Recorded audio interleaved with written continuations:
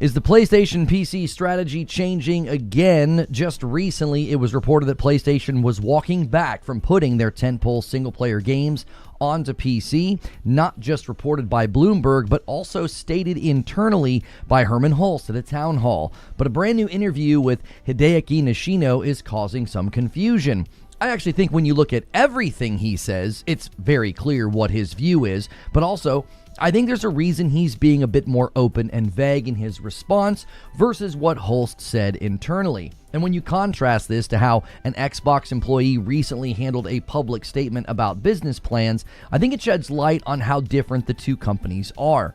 We also have new and very concrete statements as to why PlayStation plans to stop putting their single-player tentpole titles onto PC. More than that, Nishino had some pretty strong words to say about his view of consoles, but maybe our first hint at a future handheld. Now, if you're watching this later, be sure to hit the like button, be sure to hit subscribe, and you can help us with the big goal for the channel. We've been trying to get to 600 members. If you click join for $5 a month, you get access to extra content in my Discord, so make sure you do that. All right, let's get into this one because I know the main problem is, before I even get into my monologue, okay?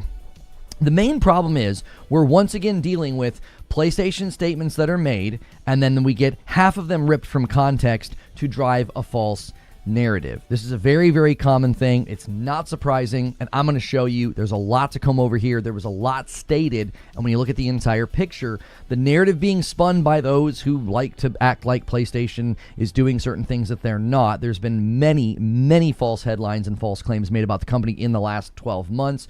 We are once again seeing history repeat itself with how people are intentionally misleading the public with respect to PlayStation's statements. All right, so let's get into this one.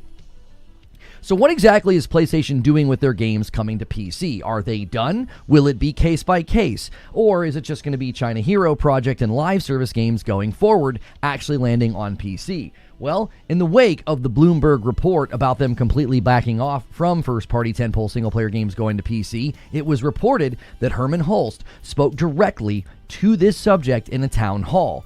But a new Famitsu interview with Hideaki Nishino is causing a stir because he doesn't speak as directly to the question. Now, if you read the whole statement, however, I actually think it becomes very clear that he is in agreement with Hermen Hulst, especially in light of statements even made years ago about how they view the two categories and the approaches to their games. There's also a pretty strong statement from Nishino about consoles that I think really drives home the point. So let's just start with what Nishino said. He said, quote, "From the start, we have determined platform selection based on the characteristics of each title. If releasing on PC can maximize the gaming experience for that title, we will continue to consider it." Now, this is the part that is tripping folks up, and this is all they're showing you. They're showing you this because they want to drive a false narrative. Oh, it's case by case. They're walking back. They're changing their mind again. If you slant your coverage and you remove the rest of the quote, that's a willful form of deception, so make up your mind who you would like to believe and how they cover gaming. Like many times in the history of covering PlayStation, I find that those who have to run false narratives or misrepresentations, well, they commonly employ the same strategy. You rip part of the quote out of the entire context, and then you project a bunch of intention and assumptions onto that quote. So let's look at the rest of the quotation. He said this, "At this time, our main policy is for first-party developed single-player games to further refine the value of the gaming experience we can offer on PlayStation. Meanwhile, we believe it's important for live service games to be played by as many people as possible through online multiplayer, so we will continue to release on PS5 and PC platforms as a basis." So, you can catch something very familiar here. They are once again creating two categories. They have their single player and their online multiplayer, or their single player and their live service. Hermen Hulst spoke to this in the past. He said, listen, we have a dual approach. Single player games go to PC later, live service games go day and date. And if you look at it in that light, it is clear that Nishino is creating a contrast. He's saying the single-player games are going to be designed to really bolster PlayStation, while these other games that are multiplayer are going to also go to PC. He's drawing a contrast. If you don't read it in that way, that's a willful form of ignorance, or if you completely ignore this section of the quote, you are simply trying to mislead people, okay? The thinking has clearly changed. Live service will still land on PC at launch, but the single-player games are focused on increasing the value on PlayStation. That's the phrasing. That's what he's saying. Now, the way he ends the answer is where you will really see the difference in how PlayStation answers these questions in the public and the way that an Xbox employee recently spoke to their own business plans. He said, quote, "Regardless of the platform, we will make decisions based on our desire to deliver the best possible gameplay experience that maximizes each title's unique features." Now, this is classic corporate vagueness to leave the door open.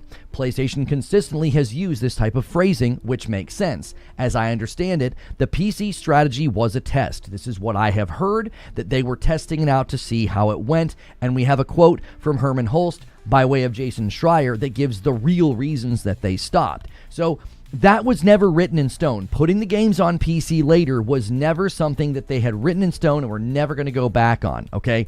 That's true of the current strategy as well. They may go back on this. They may say, listen, we stopped putting games on PC for 5 years. We're going to take another crack at it. Maybe the landscape has shifted. In 10 years, everything could look completely different. And you have to be very open with your language to make sure that, hey, listen, we want gameplay experiences to be maximized regardless of platform. So the door is still there if they choose to go through it.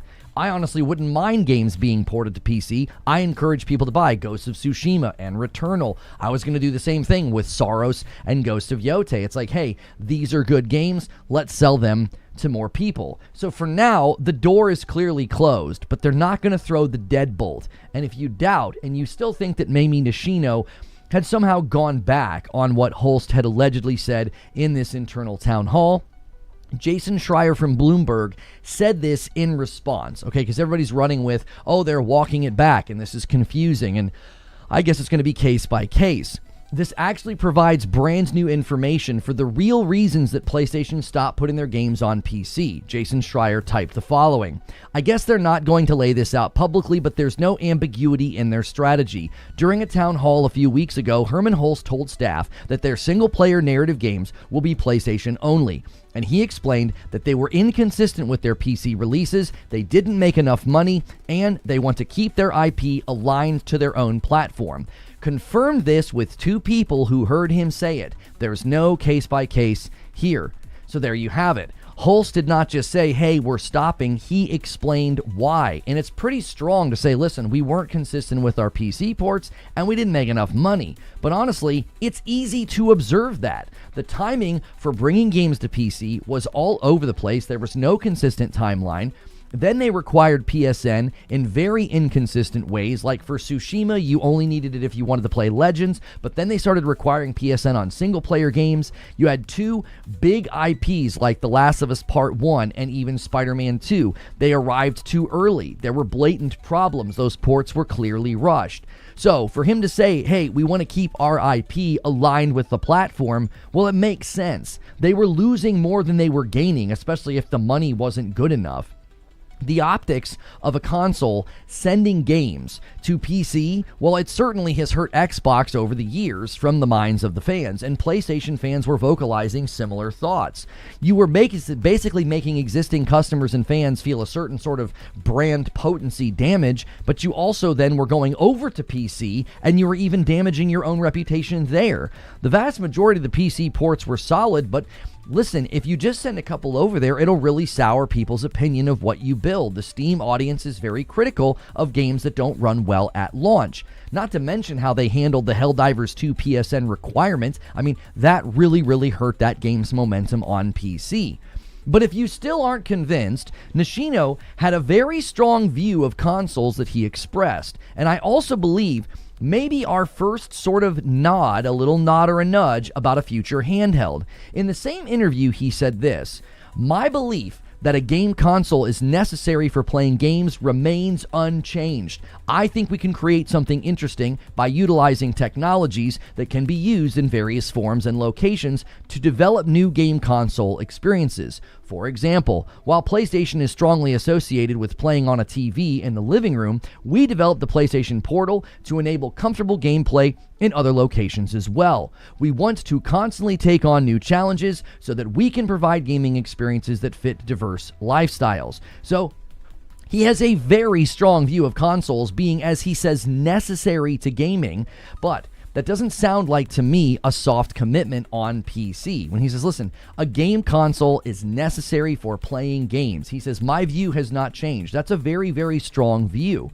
But the second part, when he said that they wanted to take on new challenges to provide gaming experience to fit diverse lifestyles, I feel like this is our first hint about the handheld that we have heard rumblings about. The lower power mode keeps showing up on more and more first-party games, so they seem to be gearing up for it. And given that we're hearing that the PlayStation 6 potentially will land in 2028 or even as late as 2029, 2027 would be the perfect year for a handheld that can play your PS5 games natively. To do what Nishino said, basically provide gaming experiences to folks with different lifestyles. He also said that they want to further revitalize the Japanese gaming community. He stated that this is an important market for them. Well, a good handheld could really help them. The Japanese market is very known for gaming on the go. It's very adjacent to how we've seen success with the Nintendo Switch. They basically sold one Nintendo Switch to every 4 people in Japan. Like a 1 in 4 ratio is incredible. And one last development. A business document from PlayStation has removed PC as part of the company's first-party launch focus. Now, people are focusing on the fact that they mention AI. Every company's mentioning AI. I don't think they're going to have AI supplanting, because Nishino has been very strong on this about letting creators continue to create. They don't want to supplant and replace talent. That is part and parcel to their brand. I do not think they're going to jettison away from that. But the facts are the facts. They are clearly signaling that the plan has adjusted. If they've removed PC from that business document as part of first-party launch, and Nishino feels consoles are necessary for gaming, basically that's what you should be gaming on, is his view, I think they have walked back from putting their games on PC. Nishino has a very strong and high view of consoles. He still sees single-player games and multiplayer games as having 2 different strategies, just like in the past. But like I said, the door on PlayStation games coming to PC, it's shut. It's just not bolted shut. But those are just my thoughts, and now I'd love to hear your thoughts. Good morning, good afternoon, and good evening. Thank you guys so much for being here. Make sure you're going through the ritual of hitting the like button. It is Friday.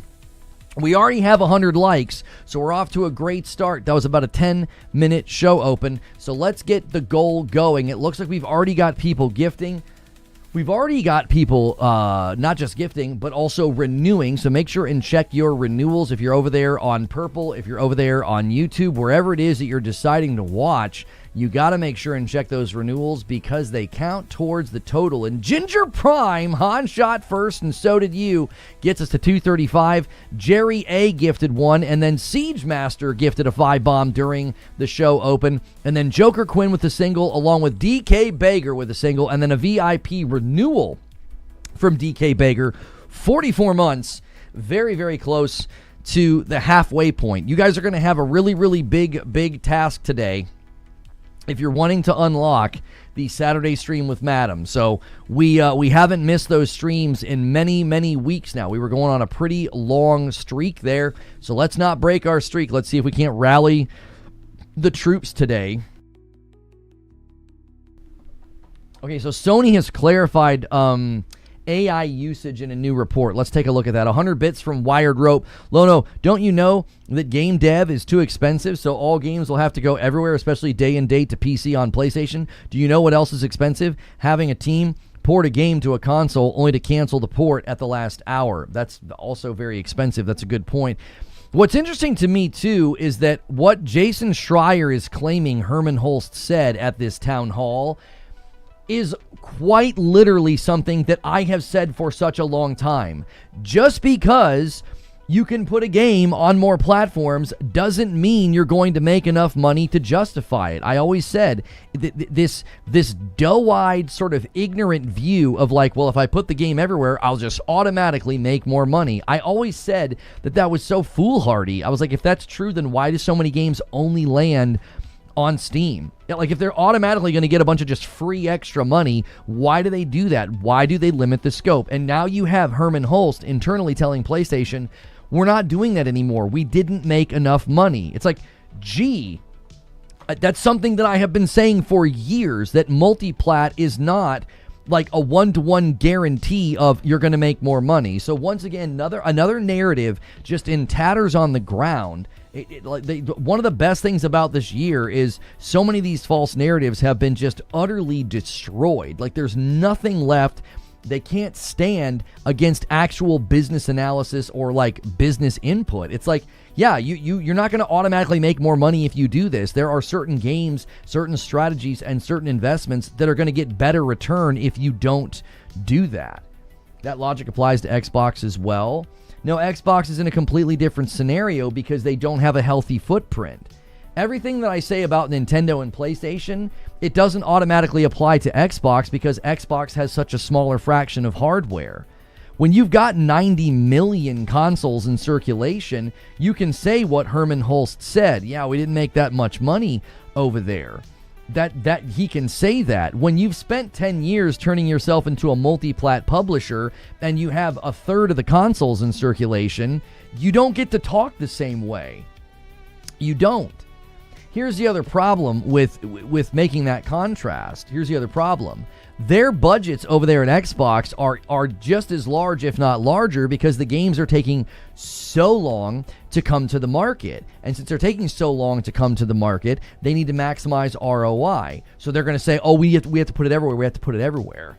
I have said for the longest time they could shrink and they could only ship to Xbox and they could potentially shore up their marketability in that regard. Know what applies? Got to stay consistent. I don't answer to you, and you haven't applied any sort of inconsistency by responding. You're just speaking in platitudes. It doesn't apply when your market footprint's so small. You haven't made an argument. Like, you have to respond to what I said. That's how this works. You're like, oh, but why doesn't that apply to Xbox? It's like, because Xbox has literally changed their entire brand for the last 10 years, and their hardware footprint's terrible. So they have to put games in more places. They're the ones that back themselves into that corner. Nintendo doesn't have to do that, and PlayStation doesn't have to do that. They're not the same. Their standing in the market is completely different. They do not have to play by the same rules. If you wouldn't have been putting games on PC day and date, and you would have had a stronger run on console this time, like if Xbox had, let's say, double, if they had like 60 million consoles in circulation and it was just the Series X, they would be in a position to continue doing exclusives, because they would have a larger footprint of hardware. Unless we forget, they also, this is coming out right now. We are learning from more internal leaks and more internal statements that the developers were told, don't worry about the money, you're going on Game Pass. They were basically sold a bill of goods. Like, that's the other thing. Like, not only does PlayStation have the larger install base, they don't give their games away for peanuts. It's a completely different business model. So telling me I need to keep it consistent, you can take a walk. Come up with your own argument and stop talking in like keep that same energy platitudes. Come up with an argument. They have a third of the footprint of hardware, and they put their games day and date on Game Pass. They're in a completely different business structure. They simply don't have the option to do what PlayStation and Nintendo can do, because PlayStation and Nintendo did not abandon all of the hallmarks of what makes for a successful console or platform. Like, they're not in the same universe. They're not. Hang on one second. I got a text. Okay, that's fine. Let's see here. Yeah, the town hall statements from Hermen Hulst just destroy so many things that have been said over the years. They just destroy it. It's like, what? You are not, they're basically saying, yeah, we're not going over there anymore. We didn't make enough money. But I thought when you put the games in more places, you automatically made more money, and it was worth doing, and everybody was going to have to do it. Hermen Hulst just shattered that entire argument. And Nishino is backing the plan. Nishino's saying the exact same thing. There's no disagreement here. It's like they view the two as different. Single player and live service. Live service is continuing to go to PC because they need to maximize the player footprint. Single player games are all about PlayStation. Nishino literally says that. Now, you got bad actors in this space who constantly misrepresent what's going on, because that's literally what they do. That's their brand. Their brand is to sell you some mirage, some momentary mirage to make you feel like, yep, PlayStation sucks and is bad, or PlayStation's already changing their mind. Oh, it's going to be case by case. These are the same people that told you they were going to be putting PlayStation games on PC day and date. Like, you need to start to discern and ask those questions.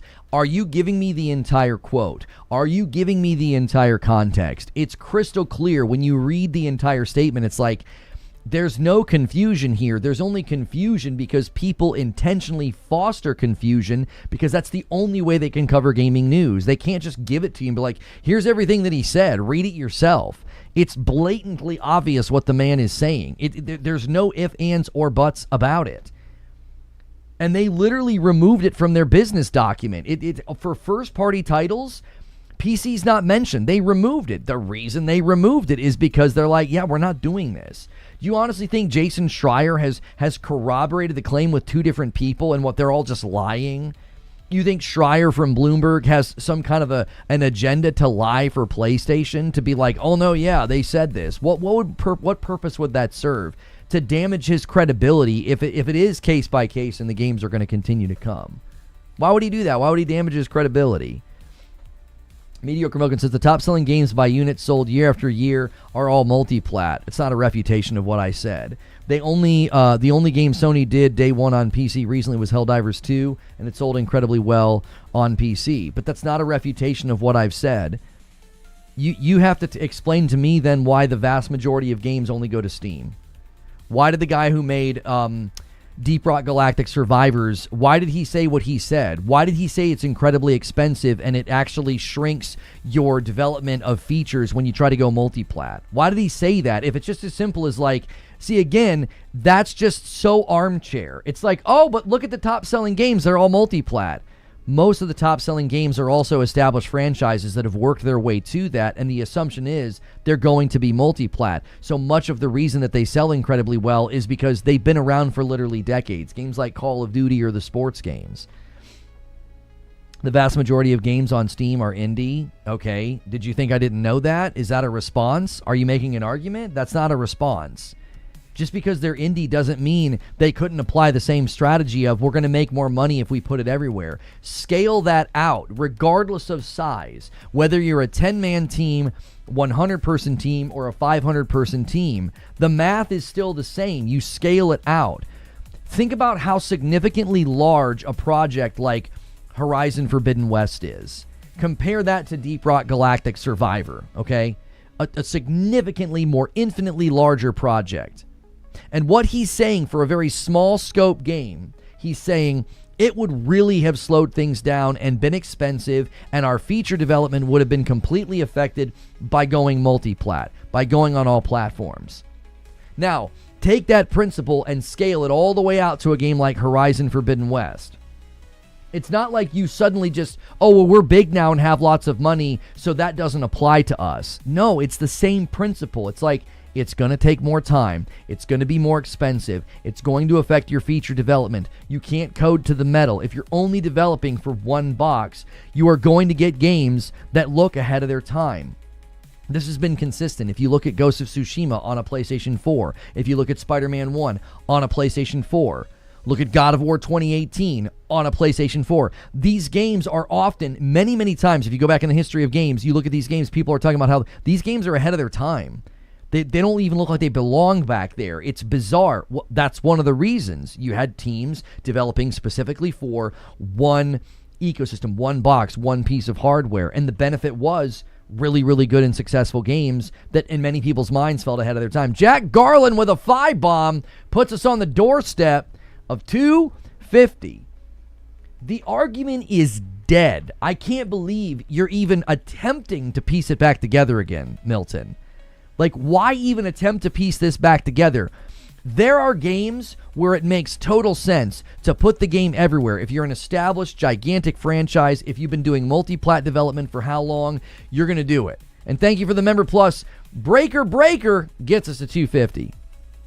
The argument's dead. It's dead in the water. And a 5-bomb comes in from Rope. He puts us 20 away from 275.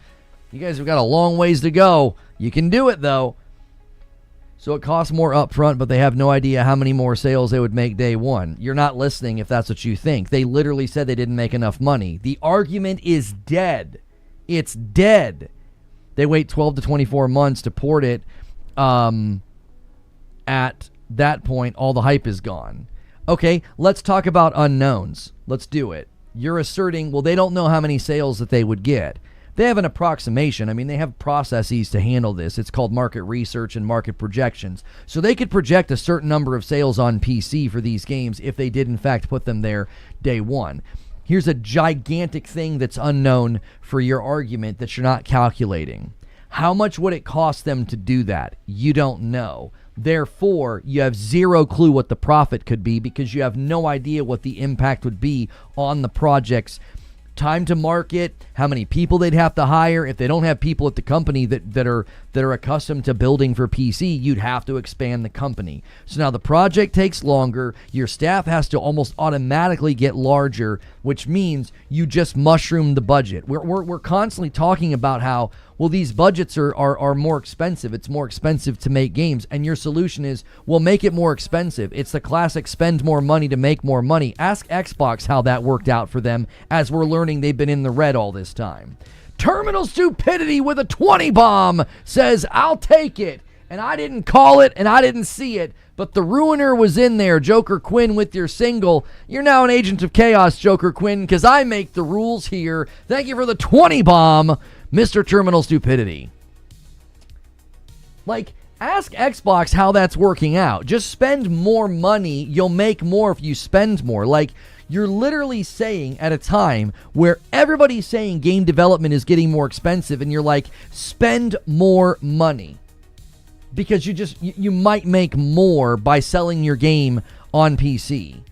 Like, you have no idea what that would do to production timelines and cost. You're also completely ignoring the fact that the guy from Deep Rock said it constrains feature development. It would have an effect on the actual quality of the game because it would affect innovation. It was like, well, we were going to do this really cool thing because the data controller on the PS5 would like let us do it, but we're shipping to PC and Xbox, so we can't really do it, or it's going to be harder to develop, or it's going to slow us down. You see features scrapped largely in these contexts because they're like, it just isn't worth the time. I'm not suggesting I have any idea what the profit would be. I'm saying they don't either because they've never tested it. What would the harm be testing on a few games to get concrete data rather than guessing? DK Baker with a single gifted. So now you're asserting that PlayStation doesn't know what they could possibly make on a multi-plat release, as they have a laundry list of third-party partners who do multi-plat releases, and then there's publicly viewable data reports on sales. So you think PlayStation's in the dark. They're just like, we have no idea. We're ignorant. We've never considered it. That's your position. I think that position is absolutely ludicrous. To think that PlayStation can't look at public data. We have publicly viewable data on how many copies individual games sell, how they climb the sales charts, and we also have much available now to the public is we very much have approximations of budgets of video games. So you think they don't know that. They're completely in the dark because they've never done it? Like, well, if we did this, then we'd know better. We've never done a multi-plat release of a PlayStation first-party title, so we have no idea how much money we could make. You're talking about a test case that would be incredibly expensive also because they would have to start building in parallel development, which means you'd have to budget for that. You'd have to know the project's going to take longer. Right now, their big titles are taking 4 to 5 years to come out when they're sequels. Their new IPs are taking longer because they're new. And you're like, oh, but you should run an experiment on a 4 to 5 year project, push that out 5 or 6 years, spend way more money, maybe even hire new people to see if you can make more money. I think they care more about pushing hardware, not maximizing game sales. You're right there. You're right on the edge of figuring out why the multi-plat argument was bankrupt from day one. People don't understand the business strategy of PlayStation. These guys seething and malding about turning their back, you're turning your back on Steam, it's just a bunch of lost money. These guys have zero clue what the business strategy of PlayStation is. You're right there. You're teetering on the edge. they make more money off of you getting you to buy the hardware. Because then if you buy Call of Duty or you buy Capcom games, they're making money off of you. They're making money off of you. They care more about getting one person to buy a PlayStation, and then every dollar that person spends on PlayStation, they get a 30% scrape on that dollar. Every single dollar. They're way more concerned with that than like, well, we could make a little bit more money on our big first-party titles by making the budget significantly larger, shipping to PC, and maybe making a little bit more profit. Like, you have to remember that profit margin is the goal. Here's how much it costs to make. Here's how much we sold. Here's the profit margin. Here's how profitable that project was. And the bigger and bigger and bigger the budget gets, and the longer and longer and longer it takes to come to the market, the more threatened that margin is. It actively shrinks. Like, every time a game gets delayed, their margin is shrinking on the deliverable, because it's like, well, you were going to ship it a year ago, and now you're shipping it a year later, and so operational costs are being added to the budget for that entire extra year. Your margin just shrank. It's been a bankrupt argument since the beginning. Like, yeah, just put your games in more places and you'll automatically make more money. It's always been an erroneous argument because it's too sweeping. It doesn't allow for nuance. It doesn't allow for particular situations where you would actually make less money. Like, there are certain games that just aren't going to sell well on the Nintendo Switch. They're just not. So it's not worth the time and effort to put it there. There are certain games that are going to explode on Steam, but probably wouldn't do very well on like a PlayStation or an Xbox. You know what I'm saying? Like, there's no nuance allowed for this, the sort of platitudinous idea that, like, if you put your games in more places, you just automatically make more money. And now we have direct repudiation of that. Hermen Hulst is like, we didn't make enough money. We didn't make enough money. We're not doing it anymore. A €2 super chat. Why so many PC players have a Sony obsession? Listen, they'll try to pretend the games aren't good, but the only reason they make these arguments and the only reason they get upset is because they know the games are good. They're undeniably good. Now, you don't have to like them. Your preference could be that you don't like them. I don't like racing games, but it's undeniable that Forza Horizon 5 and 6 are excellent games. They're good games. I'd be an idiot to try to deny that. Like, oh, they're not good games. They're not quality. That's stupid. They don't appeal to me. So, sure, there are PlayStation games that might not appeal to you. Maybe you think God of War or the third-person thing, the action thing, maybe it doesn't appeal to you. Maybe you're a big RTS guy. But you can't be like, oh, but their games are bad. They suck. They're movie games. They're boring. No. Just because they don't appeal to you doesn't mean that they're bad. You're allowed to praise a game even if it does not appeal to you in the least. Like Baldur's Gate 3, I was like, I'm never going to be able to play that game to completion. It doesn't appeal to me. And I could still see how good it was. I could still see how well built it was. Sour grapes for real. It's funny to me that Sony thinks people with a superior PC are going to buy one of their consoles. It's laughable. No, what's laughable is denying that they've gotten people to do it. We have people in our community that did it. So what's laughable is the complete and utter denial of thinking that somebody might do that. Here's the mistake you're making, Kylo. You say, people with superior PCs are not going to buy consoles. And yet we have people in this community that have PCs probably better than yours that bought PlayStations because they wanted to play the exclusives. And here's the enormous piece of the puzzle that you're missing. You're missing a huge piece of the puzzle. People with really, really high-end PCs are the minority. You're the minority. Anybody who's played games on a laptop or like a weak pre-built rig from Walmart or like a mid-level rig they built themselves, they will certainly consider it because gaming is extremely expensive in PC land for the hardware. Like if you're wanting to upgrade, if you're wanting to, boost your system, it's not cheap. Now, there might have been a time there where it was pretty cheap, but it's never been a cheap hobby. I was building PCs, 26 years ago. It wasn't a cheap hobby back then. It's not a cheap hobby now. It's really not cheap now. So there's an ocean of people with like mid-level PCs or weak PCs or gaming laptops that might be like, man, some of these games coming out look pretty dadgum awesome, and it's a lot cheaper to just buy a console. So I think I'll just do that. There are people in our community that have done it. They're like, Yeah, I have a really high-end rig. Here's the other mistake that you're making. You're puffing your chest out, and you're like, people with superior PCs would never do that. Do you know what people with really high-end rigs have? Typically, money. They typically have money. If you're sitting on a 50 series card right now, you know what you probably have that you spend within your gaming hobby? You probably have money. If you're sitting on a 50 series rig, you know what I'm saying? You got money. This is the thing that you do.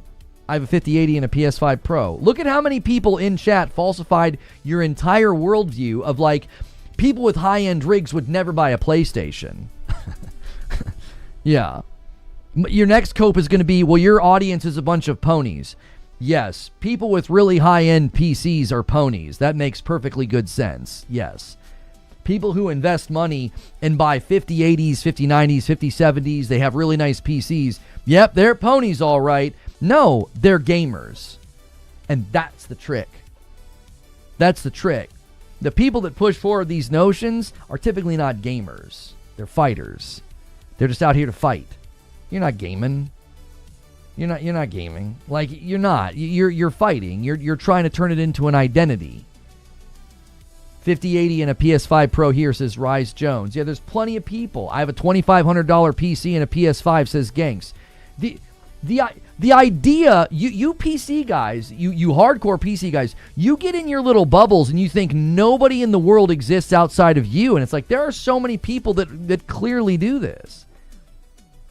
Jack Garland with a $5 super chat said, PC folks want to act as if as one when compared with console, but once you get into the community, no one agrees on a build, a brand, an OS, anything. Kylo says, that's why I said superior PCs, not PCs in general. I have a 50 series rig. I have money, so no reason to buy a PlayStation. I've got 6 people in chat that have a rig at your level, and they have PlayStations. Your worldview is incorrect. You are literally wrong.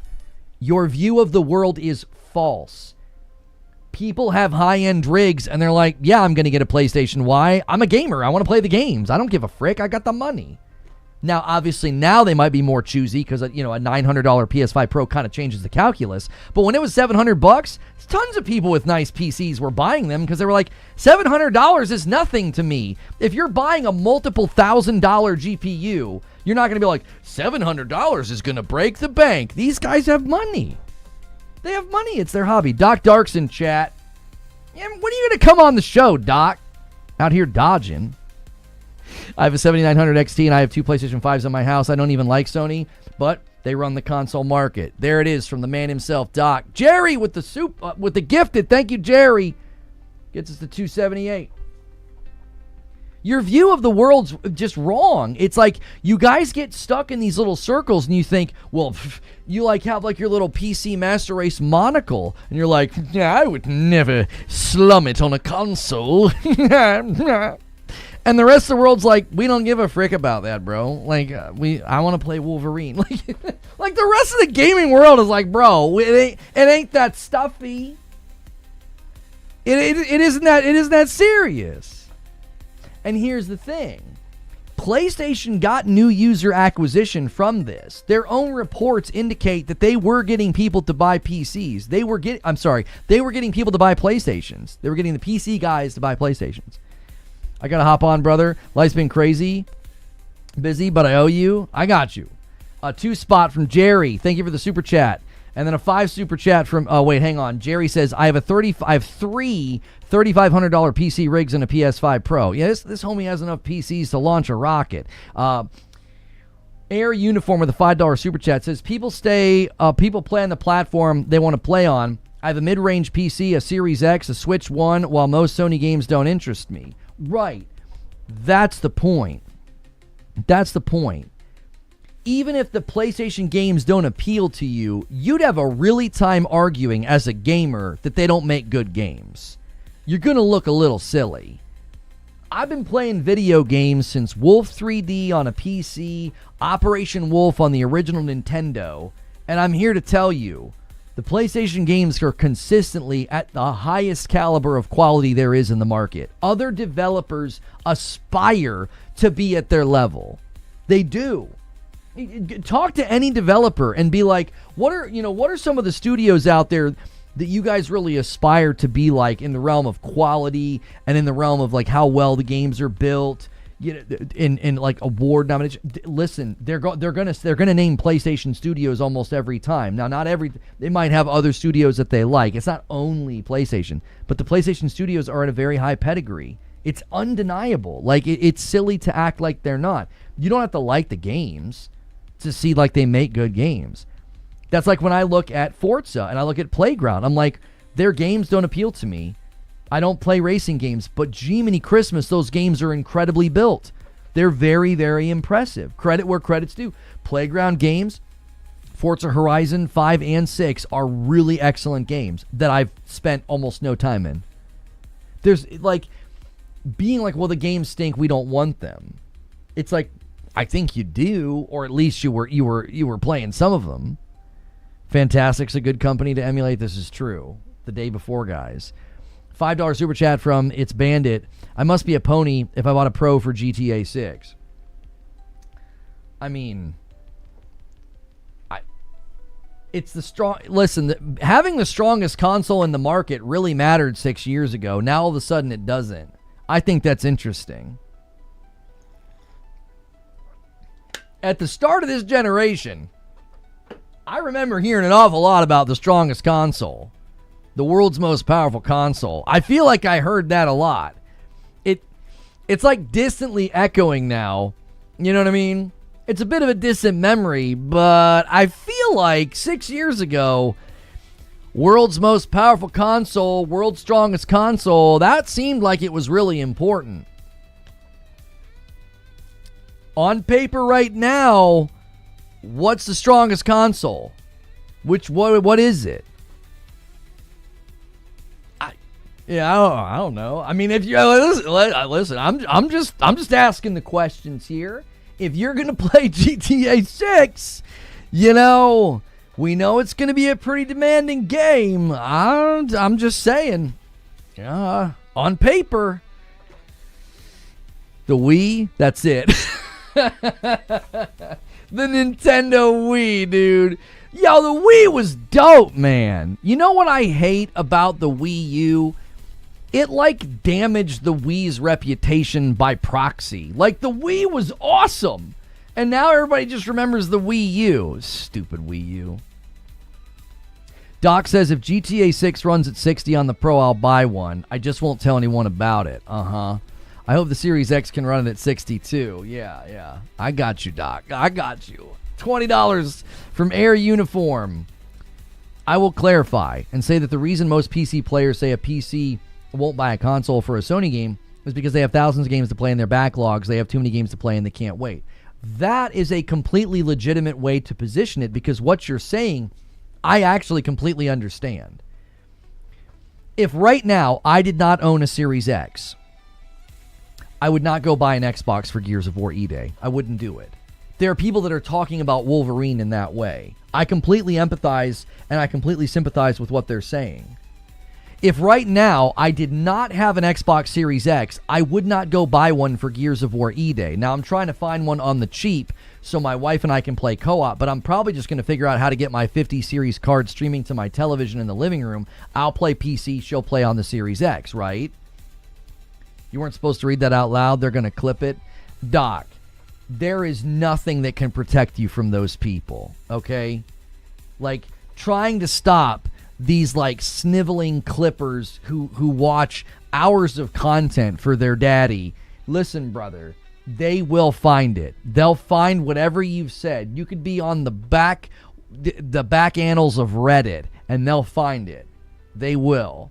They have nothing better to do with their life. Wolverine's not worth 980 euros. Sorry, it just isn't. The upgrades I could do with the money for my PC's worth more. You love the fact that the developer from Deep Black Galactic Survivor came out and said that about multi-platform. Well, I don't love that he said it. I love that falsehood is being refuted by people that actually make games. I'm a fanboy of truth. That's all that matters to me, is what's true. And a lot of bankrupt, backwards, completely ignorant, or agenda-driven arguments have been propagated for the last 6 years about how multi-plat's the way of the future. Everything's exclusives are going away, and you automatically make more money when you go exclusive. And when a developer comes out and just does a basic interview that completely shatters that narrative, yes, I like that. Why? Because I care about what's true. And having evidence in the market from one more developer just wailing on that dead horse, it's like there is not a single shred of credibility to the idea of like you automatically make more money if you go multi-plat. No, you don't. That argument is dead. It's in tatters. There's not a developer around that would agree with that. Oh, no, yeah, everybody should do that. You just automatically make more money. No developer or publisher is going to say that or agree with that. The only people who say that were saying it because they were just echoing Xbox talking points. It wasn't actual market analysis. They weren't analyzing what developers said or even the behavior of developers. They weren't. They were parroting talking points from a marketing team. Some marketing team sitting in a room somewhere was like, how do we position this to make Xbox look good? And they come up with phrases and ways of saying things. And then other people just parrot it. There was nothing about it that was thoughtful at all. PlayStation question that is slightly off topic. PlayStation has avoided early access games for the most part, but now Grounded 2 is coming to PS5 in August. There's another game that just went into early access on the consoles too. What is it? Astrony or Starseeker.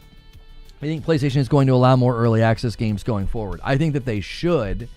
Personally, I think they should take that approach with their live service games. Like, I think if Concord would have been in a playable early access state like 2 years before it came out, they could have saved millions of dollars because people would have been like, this sucks and is trash. And they'd have been like, thank you for your notes. We'll kill it.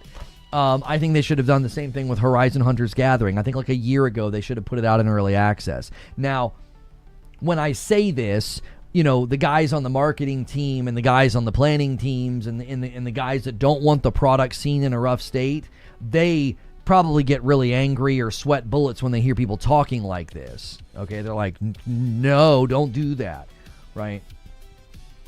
But I think it's one of the best approaches for live service. I think if you can get something into its conceptual phase, into the hands of the market, I think your chances of success are greatly increased. I think they're greatly increased. It was not ready a year ago based on the first play test. Well, then we could, I guess, say that these beta tests for Horizon Hunters Gathering are at least some semblance of what I'm saying. That, like, there should be more of an opportunity to build something, get your concept into like a minimum viable product state, and let the public play it. Because they might say, this thing you're doing here is great in this game mode. You should do more of this. This thing over here sucks. It just sucks. And if that's the overwhelming feedback that you get, well, that might save you tons of time and money. You're going to scrap an entire portion of the game that everybody hated, and you're going to invest in this piece over here that maybe wasn't getting enough attention and actually people liked more. You never really know how these things are going to play out with respect to player behavior. Like, live service games are sort of living, breathing things, and I think they should be putting them in the hands of players a lot earlier than they have been. Personally, I think Horizon Hunters Gathering is a false starter. I don't think it's going to go anywhere. I don't think it has longevity. Sony generated $300 million net revenue over 3 years from all PC releases. Spider-Man 2 generated $385 million net revenue on the console alone. Now, what they would likely say in response to what you're saying, Tommy, is they would have made more money if they put the games over their day and date. That's what they'll say. I don't think that that's necessarily true. We've seen plenty of games come out where, like, Helldivers 2 sold more copies on PC. But then there have been games that have come out that have sold more on the consoles versus PC. Like, I believe, Fallout 4 sold significantly more copies on console versus PC. So it depends on the game. Like, there are games that come out that will do better on PC. That's undeniable. But then there are certainly games that are going to come out that, like, no, you wouldn't make more money because you'd go over there and you'd probably still sell a small amount of games. You'd sell a small amount. I mean, PlayStation didn't exactly make it easy on themselves either. They were stepping on rakes on PC. They threw The Last of Us Part 1 over there too early. They had Iron Galaxy working on it. Then they threw Spider-Man 2 over there too early. It had bugs and glitches. Then their whole PSN rollout in Helldivers was a disaster. That was one of the dumbest rake steps I've ever seen. They should have just been like, hey, we're just going to grandfather everybody in. We're not going to require PSN in Helldivers, but going forward, we would like our live service games to require PSN. But then they don't do that. They were all over the place with the PSN thing. First of all, they completely sabotaged the success of that game and its momentum on PC. It really did hurt Helldivers on PC when PlayStation did that. It did. It hurt them. Then they weren't consistent. They were only going to require a PSN when you bought Ghost of Tsushima. You only needed a PSN if you were going to play Legends, the online online component, the completely separate online component of Tsushima. You would need a PSN, but if you just wanted to play the single-player portion of Tsushima, no PSN required. But then they started requiring PSN for their single-player games. And then, months later, they were removing the requirement altogether. They were all over the place. So, yes, you could argue they didn't do the best job positioning their games on PC, but they were already seeing diminishing sales before all those things happened.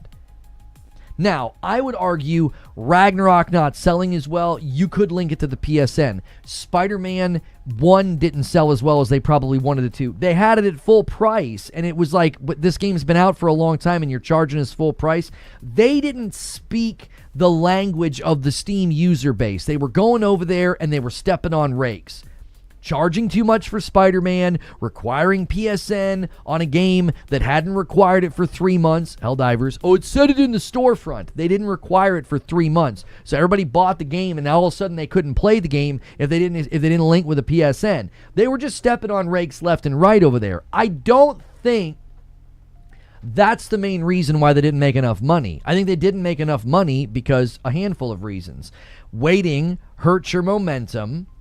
And they don't want to do day and date. So they know, like, listen, we're not willing to do day and date with games like Wolverine or God of War or whatever. If they're not willing to do day and date and they're going to come late, you're always going to have diminished sales, which diminishes your return, which at that point they're like, we're making single digits of profit on our budget every year. This is stupid. What are we doing?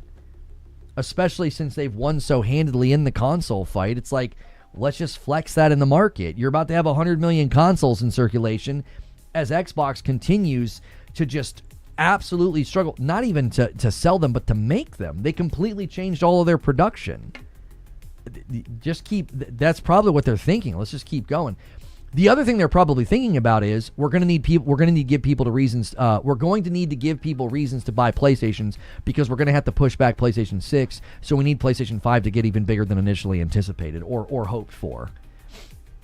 Zubair says, people that want to play PlayStation games tend to get PlayStations. Very few people have PC that provides an experience clearly superior to the console experience. Yeah, the vast majority of people that are on PCs are playing like Among Us and little indie titles. They're not playing like high-end, graphically intense games. You can look at the hardware reports and you can look at the sales reports to see this. The games that climb the sales charts, the games that get the most consistent engagement, you could run on a calculator.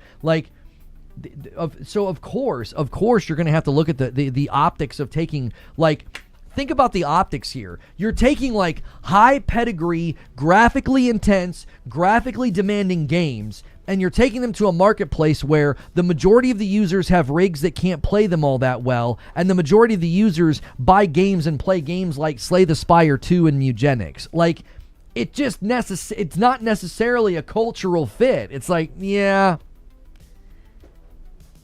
this isn't really a fit. Like, you guys are trying to push the envelope with lighting and graphics and realistic characters, and you're bringing it to a market that's like, I have 1,000 hours in Slay the Spire 2. Like, that's the market. I'm not making fun of them, by the way. That's the key difference, is that the people you're trying to sell to may not even have a rig that can run the game particularly well. Like, do you want to play Horizon at like barely 30 FPS with the graphics turned down? No, probably not.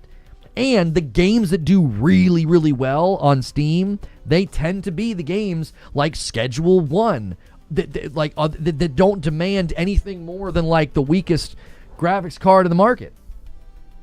You know what I'm saying? No offense taken, I love my $3 indies. Yeah, that's that market. At some level, At some level, I think that's how they've fought against piracy. Hasn't there been people within that landscape that have talked about that's one of your best ammunitions against piracy is a competitive price point? I feel like I've heard somebody from that side of the aisle talk about that. Like somebody from Valve or Epic or somewhere. Haven't they said that that's one of the main issues? Is Gabe the one that said that? I swear I feel like I've seen that argument that like one of your best fights against piracy is competitive pricing. It's a pricing problem. And it's like, well, look at the way games are commonly priced and look at the way the games sell. They're usually between $20 and $40, I bet. I bet you if you ran like a sales report, that would be a very common price point. And again, PlayStation's coming over to your market with high pedigree games and lots of graphics and lots of shiny stuff, and they're charging practically full price. And so you're coming. It's like a cultural mismatch. It's like a cultural mismatch. It's like oh, we're gonna try and sell a bunch of popsicles to the residents of Maine in winter. Like, you're probably not gonna sell a lot of popsicles. You know what I'm saying? If you're gonna go to Maine in winter and you're trying to sell frozen treats, you're an idiot. Like, that's a terrible that's a market mismatch. You should be in Florida in the summer. Going to Steam with PlayStation games, they probably learned, like, this is a bit of a cultural mismatch. This just is not the audience that's intended for these games. Apple in a way too with music, but yes, the more things cost, it moves people into other areas to get that entertainment. Gabe said that you give the consumer something better than what piracy offers. So basically, yeah.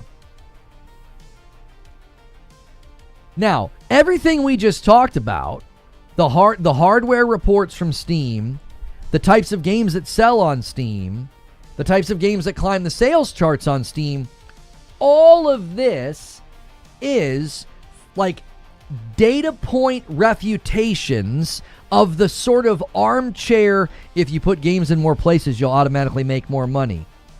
No, absolutely not. We just, I think, very well argued as a group that like that landscape isn't very receptive to these types of games for like climbing the sales charts, because a huge portion of the audience can't even really run the games that well. And when you look at the games that do climb the sales charts over there, they all have something in common. They can run on a potato. And I think that is a significant aspect in that marketplace and being successful in that marketplace. If you want to be successful in the Steam marketplace, you're not going to bring something to the market that requires you to like, well, you got to turn on ray tracing, global illumination, and you know, you're going to want that 60 FPS. You're going to want the textures and the shadows and the lighting turned to ultra. Most of the PC audience is going to be like, I'm good. I can't play that. Kilted Heathen with a $5 super chat says, as a Mainer, I can tell you, we buy a lot of ice cream all the time, or maybe that's just me. I should go to the gym. You probably should. Cali, you can sell all year round. You get the example that I'm using. I haven't like actually done market research of the sales of popsicles in Maine during the winter seasons, during the coldest seasons. I think it stands to reason the average person isn't saying, you know what I could go for right now? I could go for a popsicle. I mean, it's freezing. And if we go outside, we have to heat the car up 20 minutes in advance before we can go to the grocery store. You know, I think that's pretty common. You're probably not going to be pining, you know, for a frozen treat when you're surrounded by harsh winter conditions. I should put a timer up just so you guys are aware. Gaming Roundtable, what's today's date? The 19th. Set, start, show. That's how much time you guys have. You basically need 100 members an hour if you want tomorrow night to happen with Madam. We haven't missed a Saturday stream in a while, so we're on a good long streak. Check your renewals, check your primes. They add up. I got a 1650 Super. Unfortunately, it's an HP, so it's hard to upgrade without massive investment. But the PC can run a lot of games, so I'm happy with it. You have to understand, when I'm saying these things, I'm not putting people into a hierarchy of value as a person. But if you're looking at like potential sales, you have to look at these realities. It's not like you're less of a gamer because you're on a gaming laptop and you play thousands of hours of Slay the Spire 2. You're as much as a gamer as the rest of us. But it's all about like marketability. Can they market games to you? I don't think PlayStation can market games to you if that's what you game on. I think that's a very fair assessment. I think that's very fair to say that, like, you know, the vast majority of people on these weak rigs or these gaming laptops, it's really hard to market a PlayStation game to them because they know they're not going to really be able to play them. If they do, they're going to have to turn so many of the settings down. It's not going to be a good experience. A $5 super chat from Torres. PC users are bragging about Capcom sales on PC compared to consoles and using that to claim PC is taking over. That's why I said every game is different. You can find games that sell more copies on PC. You can. You can find games that sell more copies on console. We've looked at these sales charts over the years. It's never consistent. There's no silver bullet here. It's not like, oh, you know, your game is going to sell amazing on PC. It might not. One of the reasons this wouldn't surprise me at all. I think one of the reasons that Capcom has had the success that they've had on PC is they're really, really good at optimizing that engine. The RE engine has probably won them a lot of goodwill with that audience. Then you go to PlayStation Studios. PlayStation Studios, their ports were all very well done, but they also demanded a pretty good rig, especially if you wanted to have the settings turned up. You could probably play RE9 or Pragmata on reasonable mid-level rigs and have a very good time. They did a very good job with that engine. I think Capcom is having a generational run, but they're more of an exception a lot of times to the rules that we see. A lot of game companies are not having a run like that, and not every game goes to PC and outsells console. That's not a guarantee. Just like it's not a guarantee that every game will sell more on console versus PC. It's case by case. That's exactly why you can't look at this and think that like it's a surefire guaranteed thing, because the market, you have to look at what you're building and who's your potential customer. If you don't look at that, then the conversation is sort of silly. It's sort of silly to be like, oh, Capcom represents the entire market. I'd say the PlayStation ports were more of a mixed bag. Quality dropped over time. I don't agree with that at all. I don't agree with that at all. There's no pattern. There's no evidence. There's no Digital Foundry video that would say the quality went down over time. You had the Spider-Man 2 port that was clearly rushed. They waited 15 months to bring it over, and then there was the Last of Us Part 1 port. The rest of the ports were all highly praised. Whether it was Returnal or Tsushima, none of those ports were described as like degrading in quality. I never saw any evidence of that. The two examples, Last of Us Part 1, Returnal was mentioned as having issues. Digital Foundry had nothing but praise for that game as a port. I don't know what you're referring to. If it had some issues at launch that needed to be patched, overall, I don't remember that ever being the case. Untrue? No, that's not untrue. Go read it. They literally have a whole breakdown praising the port. Having some issues doesn't mean it was a bad port. That's common to have some issues that need to be patched day one. They had high praise for the Returnal port. I remember reading the article. I covered it. It was a highly praised port. In any case, the issue is, if you look at the two most egregious offenders are The Last of Us Part 1 and Spider-Man 2, the issue is they were rushed. It was obvious they were rushing The Last of Us Part 1. They rushed it because they wanted to have it timed with the show and the season. And then Spider-Man was rushed, and we don't even really know why. There was never an explanation why they pushed Spider-Man 2 so quickly to PC. I couldn't make heads or tails of why they did it. Forbidden West and Horizon were goated on PC. The Returnal port was great. and going by the PC audience should have performed the best, but it flopped. I still don't, to this day, people thought it installed the Epic Store, and it was using, what is it called, EOS, Epic Online Services. It was using that for the co-op, and everybody assumed it was a ghost installed the store. Yeah, there's Digital Foundry. Returnal's PC port is good, but it could be great. And I'm fairly certain they circled back very quickly and had nothing but high praise for the things that had been addressed. That's not a bad port or a port that's declined in quality. If Digital Foundry's saying it's good, but could be great, that's pretty high praise. That's pretty high praise. I don't know about you, but if I worked on a port and Digital Foundry said, this is good, but it could be great, I'm fairly certain they addressed a lot of those issues fairly quickly, and then I feel like Digital Foundry circled back and did like a video, and Returnal was considered one of the better ports. It's absolutely fine for the most part. Yes, but the headline also says that it's good and could be great. I swear to you, they circled back and they said Returnal was one of the best ports. Well, it's like one of PlayStation's better ports or something like that. Most of the issues with Returnal were addressed very quickly. I remember because people here were playing it and they were talking about how, oh yeah, that's already been addressed. Flawed PC ports. The follow-up on 4 games. Is this the thing I'm thinking of? The Callisto Protocol, Dead Space, Returnal, and Forspoken.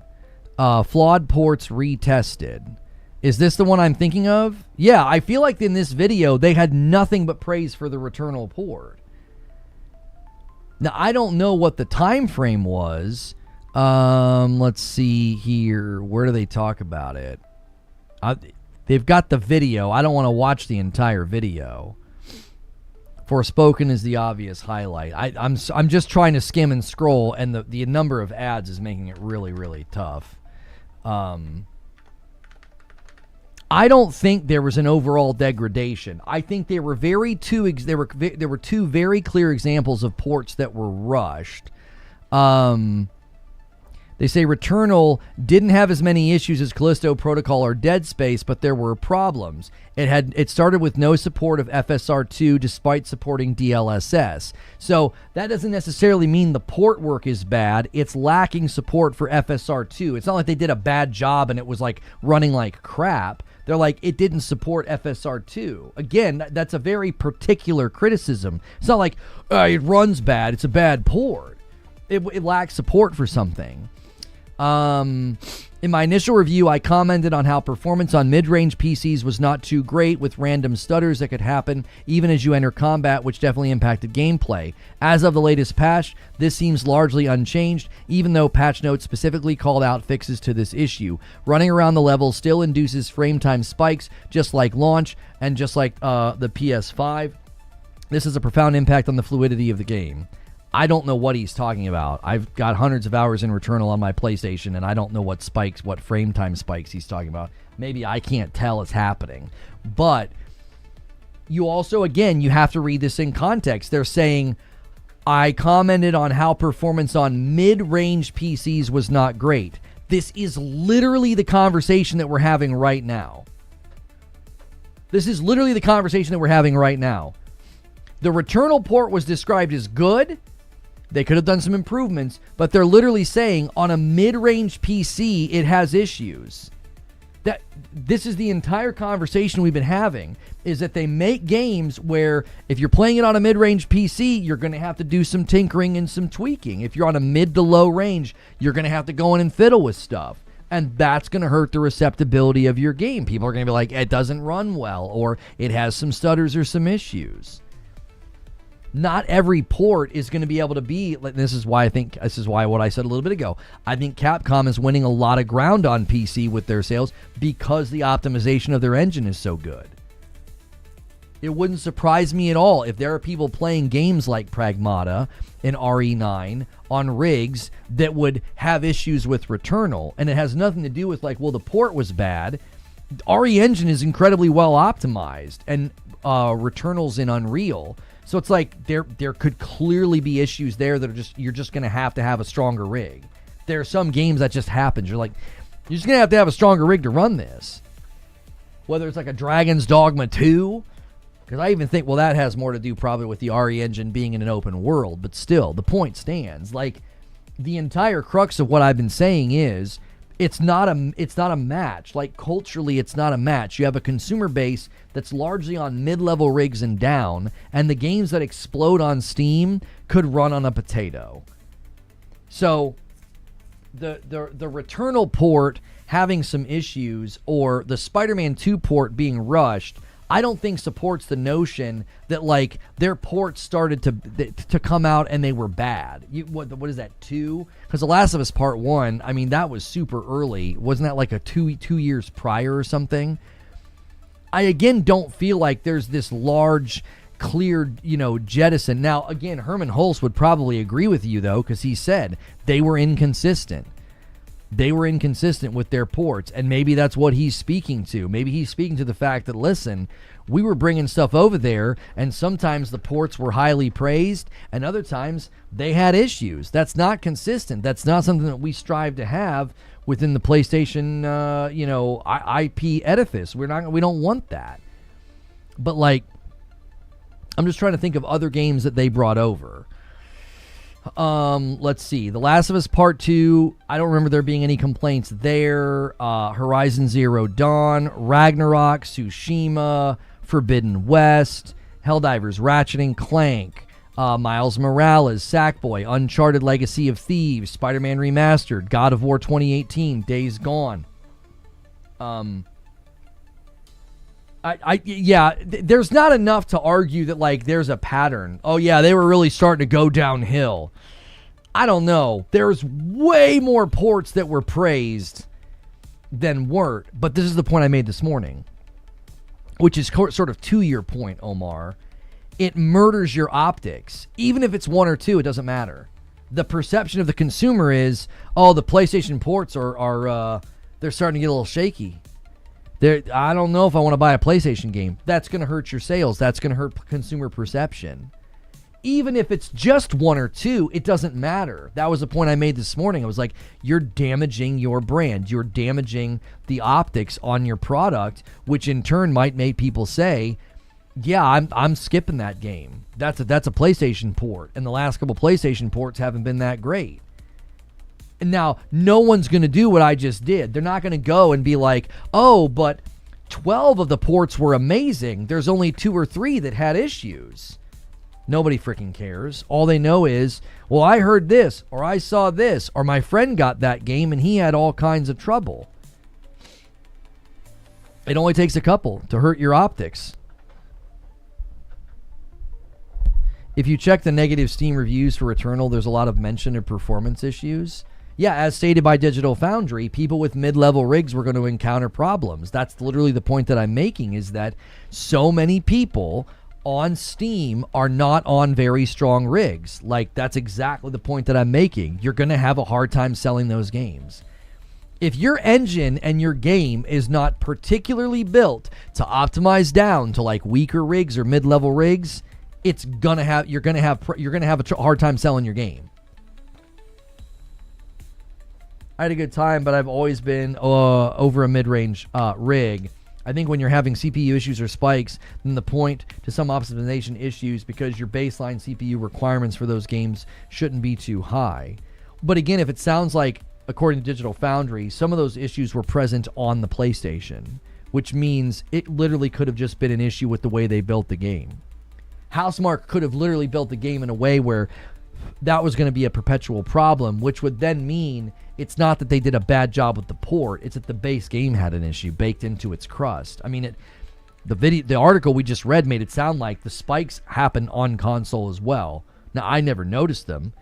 That doesn't mean they weren't happening. I've tried to tell people that before. Like, when you don't notice performance issues, it doesn't mean they aren't happening. So it could be It could be something that Housemarque just couldn't figure out. They baked something into the fights, the number of projectiles, the movement system, the enemies. I don't know. There could have been things like literally baked into the game that the port couldn't fix, because you're still, you're dealing with base code problems or something. I don't know. Steam allows you to share your PC specs now in reviews, and there are high-end rigs reporting performance issues, fatal errors. Okay. What is the definition of a mid-level rig nowadays? I don't know. There was definitely complaints with TLU 2. There were major texture issues on release, especially character models. A lot of those games I didn't play when they ported them. I just remembered, for the most part, hearing from people in our community that they were having a great time with most of the ports. People that bought Ragnarok, people that bought Forbidden West. We had people here that bought Returnal, and they were like, it is awesome. They were very, very pleased with it. From Hilly to, I believe, Zubair, we had a handful of folks telling me that they were having a great time. The point I'm making is that even if you're going to bring over a ported game, and let's say it had some issues, texture issues or what have you, that has nothing to do with the point that I was making. I wasn't saying that they were perfect. I was saying they were largely good ports, but if you're on a mid-level rig or a weaker rig, as most of the Steam user base is, according to their own data reports, you're more likely to encounter issues. You're going to have to turn the lighting down, textures down, something. You might not get consistent 60 FPS.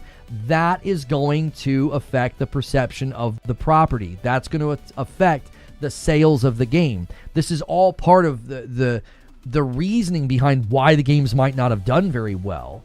Because again, you're approaching an audience that a game like Schedule 1 can go viral, or a game like Mugenics and Slay the Spire 2 can go crazy, and you could run those games on a cheap gaming laptop.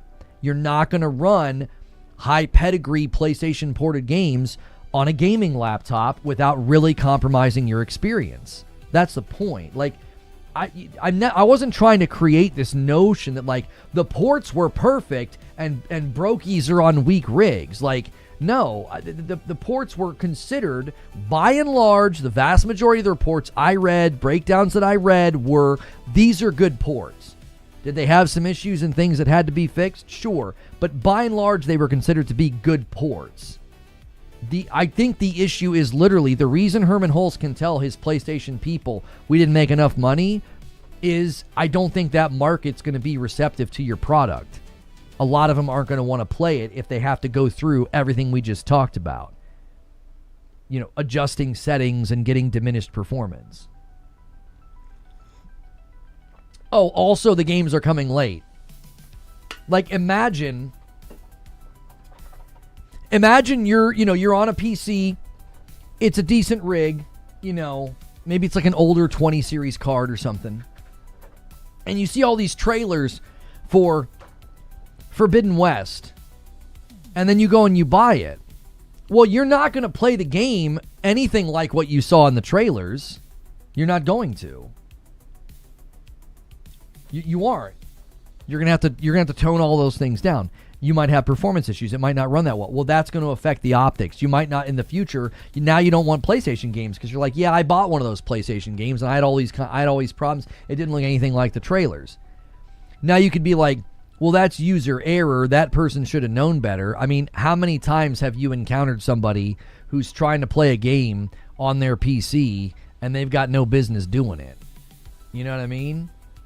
All right, I think I owe you guys 2 members, I think. I don't know. I know for a fact I owe YouTube a member. I don't know if Twitch stole one today or not.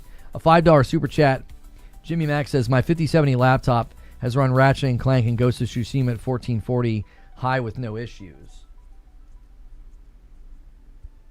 I mean, I appreciate the super chat, but I think people are hearing what they want to hear. I think I've been very clear, and I think some of you guys are hearing what you want to hear. You're not arguing with what I'm saying. You're arguing with some figment of what I've said. I've not said at all that gaming laptops can't run these games. A 5070 laptop is not what I'm talking about.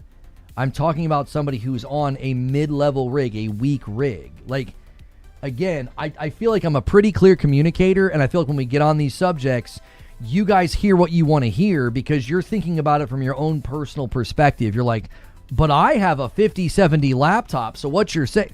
I didn't say anything about a high-level laptop. I didn't. I was saying that look at the hardware reports. I don't know how many times I can say this sentence and it be so misconstrued and misunderstood. The hardware reports from Steam indicate that the vast majority of people are on mid-level rigs and down. Those people are going to have a hard time with a PlayStation game because they're going to have to tweak settings, lower settings, and get a diminished experience. And you're like, but I have a rig way stronger than that and I don't have problems. You are fantastic at not listening. I'm not talking about people with high-level rigs. I'm not talking about people with rigs that can run the games at good settings. A 5070 laptop middle level, it's the equivalent of a 5060 Ti desktop. Yeah, that's not something that's going to struggle to run a PlayStation game at good settings. You ran those games at 1440 and you had a perfectly good time. That's not what I've been talking about.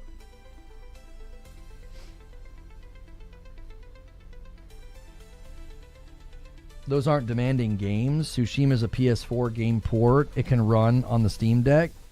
Did I say Tsushima? Now Omar needs to work on listening. I said Forbidden West. I really do think when we get on this subject, a lot of you guys just stop listening. I literally said Forbidden West. If you looked at the trailers and the commercials for Forbidden West, and then you boot up Forbidden West on, everybody listen, don't mute me, on your mid-level rig or weaker, you're not going to have the experience that you saw in the trailers. You guys aren't listening. Like, I'm making it very clear. Forbidden West, the trailers were gorgeous, the lighting, the reflections, and then if you buy that game and you play it on a mid-level rig and down, a weaker rig where you got to tweak and turn settings down and maybe not even get 60 FPS, you're going to be like, this isn't what I saw in the trailers. It's going to make you say, I don't think I want to buy PlayStation games on PC in the future. I didn't have a good time. Y'all aren't listening, man. It's just such a clear case of not listening. I'm being very clear in my communication. He's saying he didn't have issues running Ratchet and Clank and Tsushima on a 5070 laptop. I'm saying those are at least demanding ports. Oh, I thought you were responding to me, Omar. Oh, Omar's responding to the guy who's like, he's like, you were playing, well, I don't know. Ratchet was pretty well optimized, but Ratchet was a PS5 only game though, Omar. Tsushima certainly was a PS4 game, so your point stands there. I thought you were talking to me. I was like, what the frick? A $5 super chat from Dryad Sons. I have a mid-level rig. Example would be a 13th gen 4060 Ti 32 gig of RAM. I'm not getting into the specifics of the hardware and what you consider mid-level and what I consider mid-level. That's not what I'm saying. What I'm saying is that when you look at the hardware reports, most people are not on those top-level rigs that would have no problem playing almost... Like any game that comes out, they're going to be able to play, right? PC players know that, though. They know they have to change settings. They don't expect to get that on normal people rigs. But again, if that's their experience, Zubair, what I'm saying is it would affect their desire to buy another PlayStation game. If they see trailers for Horizon and they're like, oh my gosh, and they have to turn all those settings down and then it doesn't even run that well. Maybe they're not getting great frame rate. Maybe it's even crashing. Who knows? That's going to affect their desire to buy a future PlayStation game. So what we're saying is like, this is exactly why acting like you can put a game anywhere and just automatically make more money is so absurd. Because you could bring a game to PC that a significant number of people aren't going to have a great experience with purely because of hardware, and then they're going to think that your game is bad.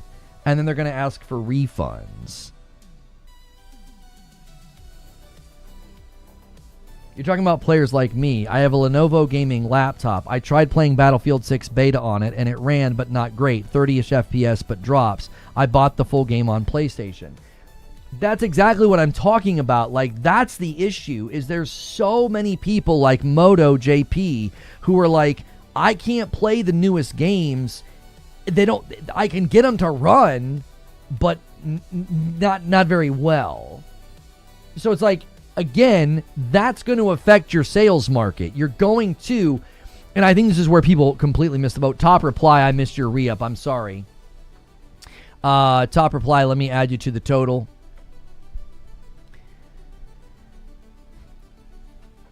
A lot of people look at Steam and they think the user base is enormous and everybody wants to put their games there. But if 50% of that user base is going to have an inferior experience in your game, it's going to affect the marketability of your game.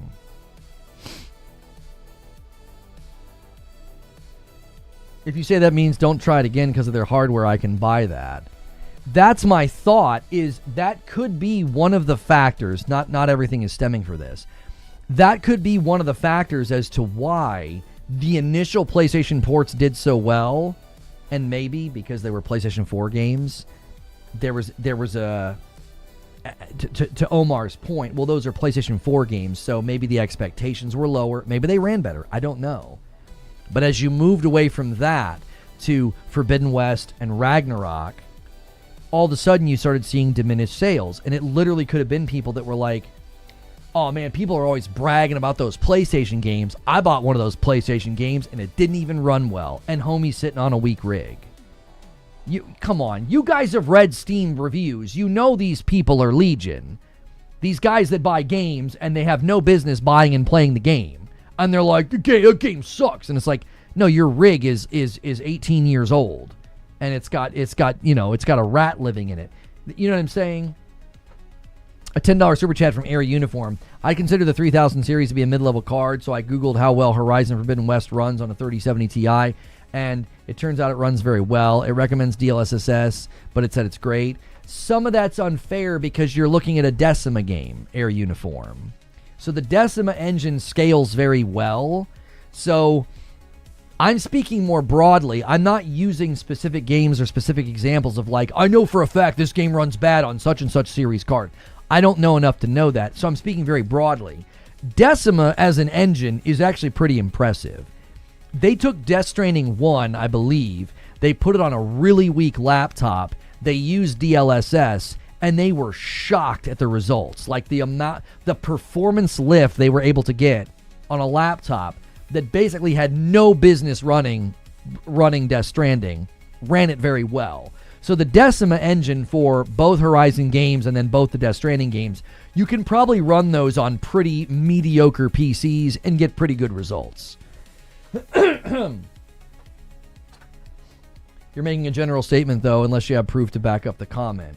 I'm making a general statement based on facts that are researchable, so you could go and research what I'm saying. What I'm saying is, in fact, true, that most of the PCs on Steam's data reports are mid-level rigs and down. That is going to mathematically increase the probability of somebody having an issue with a game that needs a good rig. You're going to have to lower settings. You're going to have performance issues, stutters. You're going to have to turn the fancy lighting off that everybody saw in the trailers. That is going to, I'm saying, that's going to affect consumer perception and potentially lead to them not buying a future game.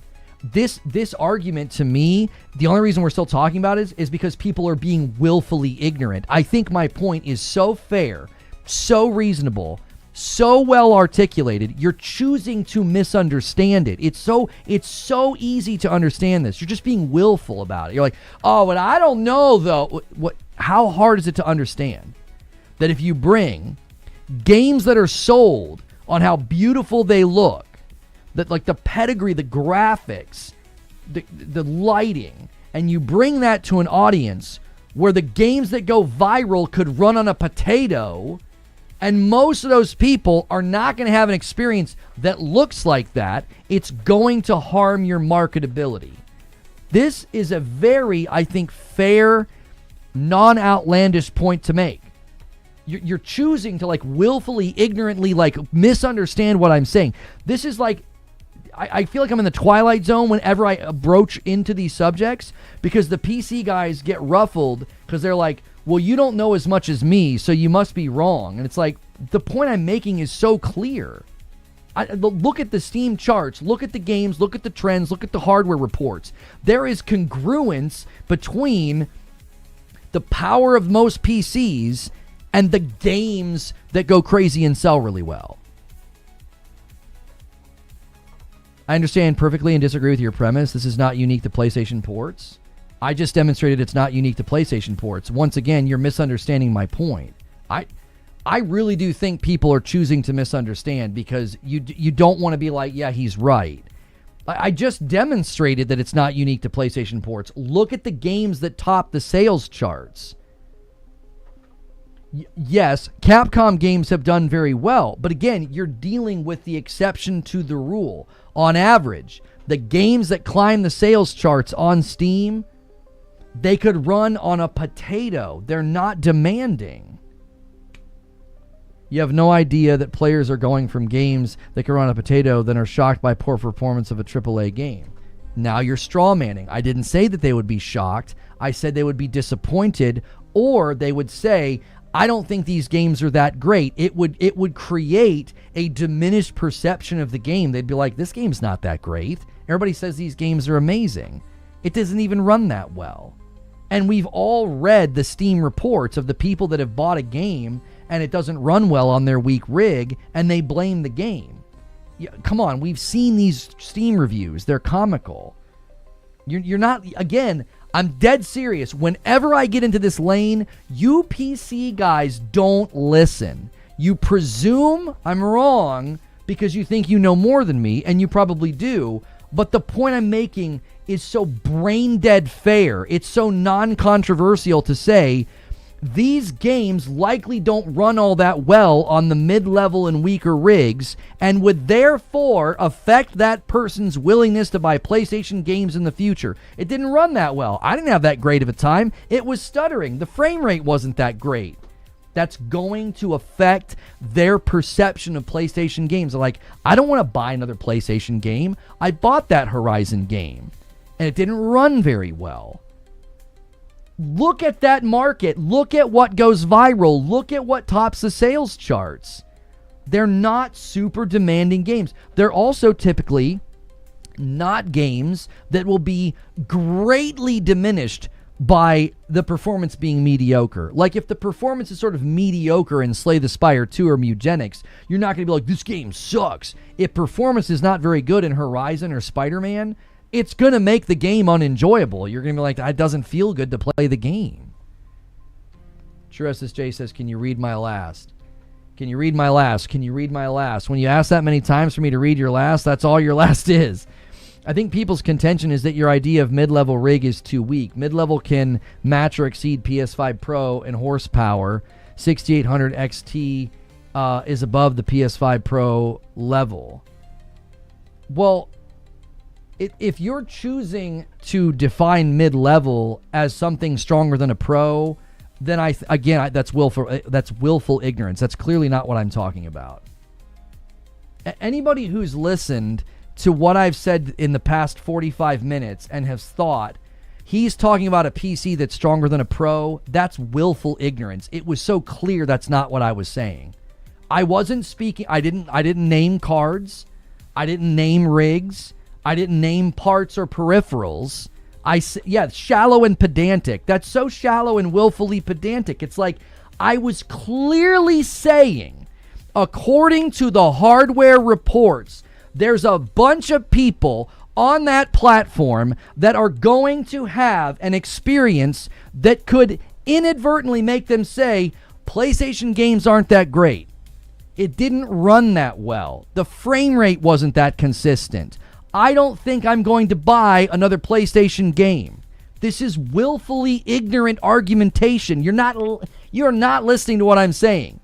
Anybody sitting here for the last 45 minutes thought I was referring to PCs that are stronger than a Pro, you're being willfully ignorant. You're not listening to what I'm saying. I clearly was not talking about games that would have better performance than the Pro. That's illogical. That's what I was saying. If you're on a PC that's stronger than the PS5 Pro, you're not going to have a good time, and then you're not going to want to buy future PC games. PlayStation games. I never said that. I was clearly talking about the people that can basically run Among Us. The people that can play, Mugenics or Slay the Spire, but the minute they're going to buy some high-end game, it's not going to run all that well. Hervé with a €2 super chat. Lono, your take is correct. As PC Master Race, I'm offended. A $5 super chat says, I think Gears might get screwed next. They say it can run on a 2060, but they recommend a 5070. I mentioned the 6800 XT for a reason. It's a solid mid-level card. Not that card specifically is stronger than the Pro. I chose an older card for a reason.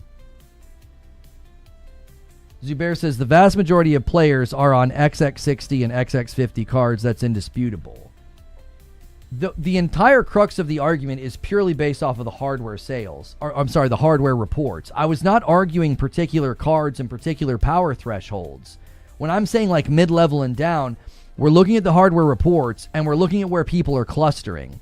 And they're not clustering around rigs that are going to have no problem. You're going to have diminished performance. You're going to have to turn settings off. You're on a laptop that can play Among Us and you get Horizon Forbidden West. It might make you think, like, I don't want to get another PlayStation game. That ran so poorly.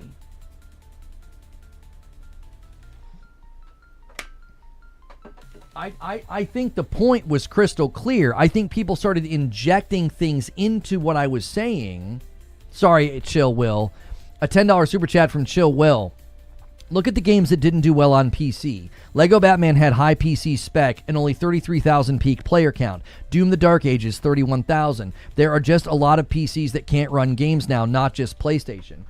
That's exactly right. So when somebody said, what you're saying is not specific to PlayStation, I was like, I never argued it was specific to PlayStation. I'm literally arguing that is a marketplace, and this, again, is a refutation of the idea that you can just put games everywhere. Thank you, Chrono, for the raid. You can just put games everywhere and make more money. Not necessarily. The Steam marketplace has demonstrated a trend towards weaker power, and games that sell the best over there tend to be games that don't require lots of power. I think that's such a clear and demonstrable point. That's not an insult to you or the PC that you have. It's an observation about the market trends within the Steam marketplace. It's all it is. It's an observation that a lot of the people over here, the majority of the people over here, are on rigs that aren't super strong. And then if you look at the games that do very well on Steam, they are commonly games that don't require a lot of processing power. You'll see these little indie titles just explode.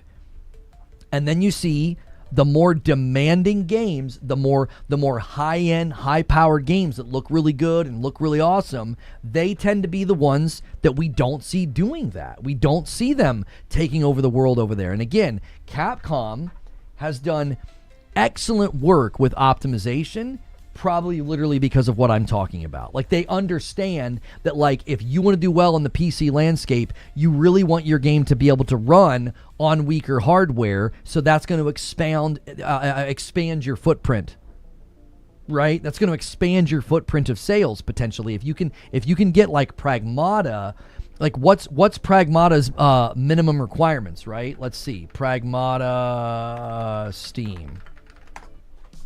I think that's one of the reasons they've been so successful on PC, which I think really goes to the argument that, like, when you really focus on optimizing your game and making sure your game runs really well, it'll have a direct result on the game itself selling well. Like, you guys will have to weigh in here, but this doesn't sound like a super demanding rig here. The graphics is like a 1666 gig card. This is minimum on Pragmata. 16 gig of RAM. Looking at you, Series S. Anyway, graphics, G4 1666 gig, or a Radeon 5500. I'm not an expert, but this doesn't sound like a super demanding. Now, again, this is minimum, right? This is minimum. They recommend a 2060 Super 8 gig. Again, this doesn't sound like a super demanding game. This is to their credit. This is Capcom. This is one of the reasons they have done very well on PC. This literally goes to my argument. This adds credence to my argument. You made a great game And then you made sure it could run on rigs that aren't that strong. That literally goes to my point. If you go to other games that are more demanding and require better hardware, or they fudge the numbers and tell you, oh, it can run on a potato, and then it can't. We've seen that happen recently. We're like, what the heck? Why are you telling people it would run on this level, and then people with those level rigs, it runs terrible? To be fair, Lona, when you use terms like mid-level PCs without having a rigid definition of what you mean, it makes different people think different things. I mean, Zinthos, that's fair, but if you listen to the rest of what I was saying, it was clear that I was talking about people who would buy these games on PC and have diminished performance. So, like, getting stuck on the terminology wasn't the point. My point was, there are lots of people on Steam that if they ever bought a PlayStation game, they're likely to not be a repurchase because they probably didn't have the best experience due to the hardware survey. There's a lot of people in that camp. I think that is a very fair observation to make. That's not outlandish. That's not crazy. That isn't. To be like, look at the hardware report. Yeah. If any of those people bought a PlayStation game, they're probably not going to buy another one. They probably didn't have a great time. They might have even refunded because it probably didn't run all that well. You have to consider something that's been propagated for years within PC spaces. It's that consoles are weak and PCs are always better. And consoles are weak the day they're on the shelf. They're outdated the day they're on the shelf. So it stands to reason that a lot of PC users would think, oh, I can buy that game. That's a PlayStation game. That should be able to run on my PC just fine. And then they find out, no, their rig's old or outdated.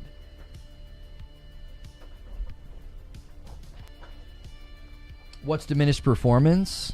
Sub 30, sub 60? Diminished performance could be anything. They have to tweak lighting and textures so it doesn't look as pretty as the trailers. They can't get consistent frames per second. Imagine trying to play Spider-Man or Horizon and the frames per second's all over the place. It's in the 40s. You know, it's dipping, it's dropping, or maybe you can't even get 60s. That's going to affect your experience. Those games are built to run at that level because it delivers a very harmonious, smooth experience. And if you're playing it on some weak laptop and it's running at average 35 frames per second, that's going to affect your perception of the game. You're going to be like, this isn't a very good game. My pushback is that they didn't buy it in the first place. The vast majority of PC players know the lane they live in. Your caricature of a PC player is actually not common. I think there's too many of them for you to say that, Zubair. There's way too many of them for you to say that. You think average human intelligence, we've read some of these insane Steam reviews from people, you think the millions upon millions of people who are booting up their PC and going into the Steam marketplace, you think they know their lane and they don't buy games they have no business buying? Come on. And I'm not even saying they made up the vast majority. I'm saying if this is what you're bringing to Steam, you're bringing games that are sold on visual fidelity, performance. If you look at PlayStation games and how they typically position it, look at how SAROS looks and runs. Look at how Yōtei looks and runs. And then you bring that to the PC market, okay? Let's just say what you're saying is true, and a bunch of them know the lane they live in. You're literally adding credence to my point. And I guess thank you for making my argument stronger. They're not going to buy the games. Zubair on point. There we go. Got there. Yes, we got there. Now you guys understand the point that I was making. You guys got stuck on this idea that I was saying, this is something I never said. So again, that's straw manning. I never said the vast majority of people on PC have no idea how strong their rig is. They were ignorantly buying games, they ran poorly, and now they don't want PlayStation. What I'm saying is, even if those people bought it, they'd have a bad time. And then they'd be less likely to repurchase. And if they know the lane they live in, they're never going to buy the game to begin with. Thank you for agreeing with me. Zubair says, yes, I agree with your point. He's literally agreeing with me. You guys were not understanding the point that I was making. You get stuck on this idea that I'm trying to speak for you or speak for the PC boys. And I'm like, The hardware trends make this very clear. If this is what your game demands, a lot of people over here, they're not buying your game. They're not. That's a factor. That's not what you were saying? Yes, it was. I said time and time again, it would be like trying to sell popsicles to people in Maine in the wintertime. You're going to a user base where a huge chunk of that user base ain't gonna buy your game. They're not going to. If what Zubair is saying is true and they know the lane they live in, they're like, I'm not buying that. It's not going to run well. I play indie titles on this little laptop that I have. I play indie titles on this 15-year-old pre-built rig that I bought. I'm not going to buy those games. They're not going to run well. The entire point I was making was that could have been a factor of the diminished sales. Now, I also made a bunch of other points. I said the way they implemented PSN could have limited their sales because the Steam user base doesn't like that. They don't like signing up for something. They don't like doing PSN. And the way PlayStation tried to implement it was stupid. It was so stupid the way they implemented PSN. It was inconsistent. They tried to ham-fist it into Helldivers after, 3 months. That didn't work. That really upset everybody. And then they weren't consistent. Like, they required it for Tsushima Legends, but they didn't require it for the main game, but then they required it for their single-player games. I disagree with your statement, but I know what you're trying to say. Some people may not play the game because they simply do not like it, not because of performance. You're arguing against something I wasn't saying, though. That's why I'm saying some of you guys are not listening to what I'm saying. It is so frustrating. This feels so willful.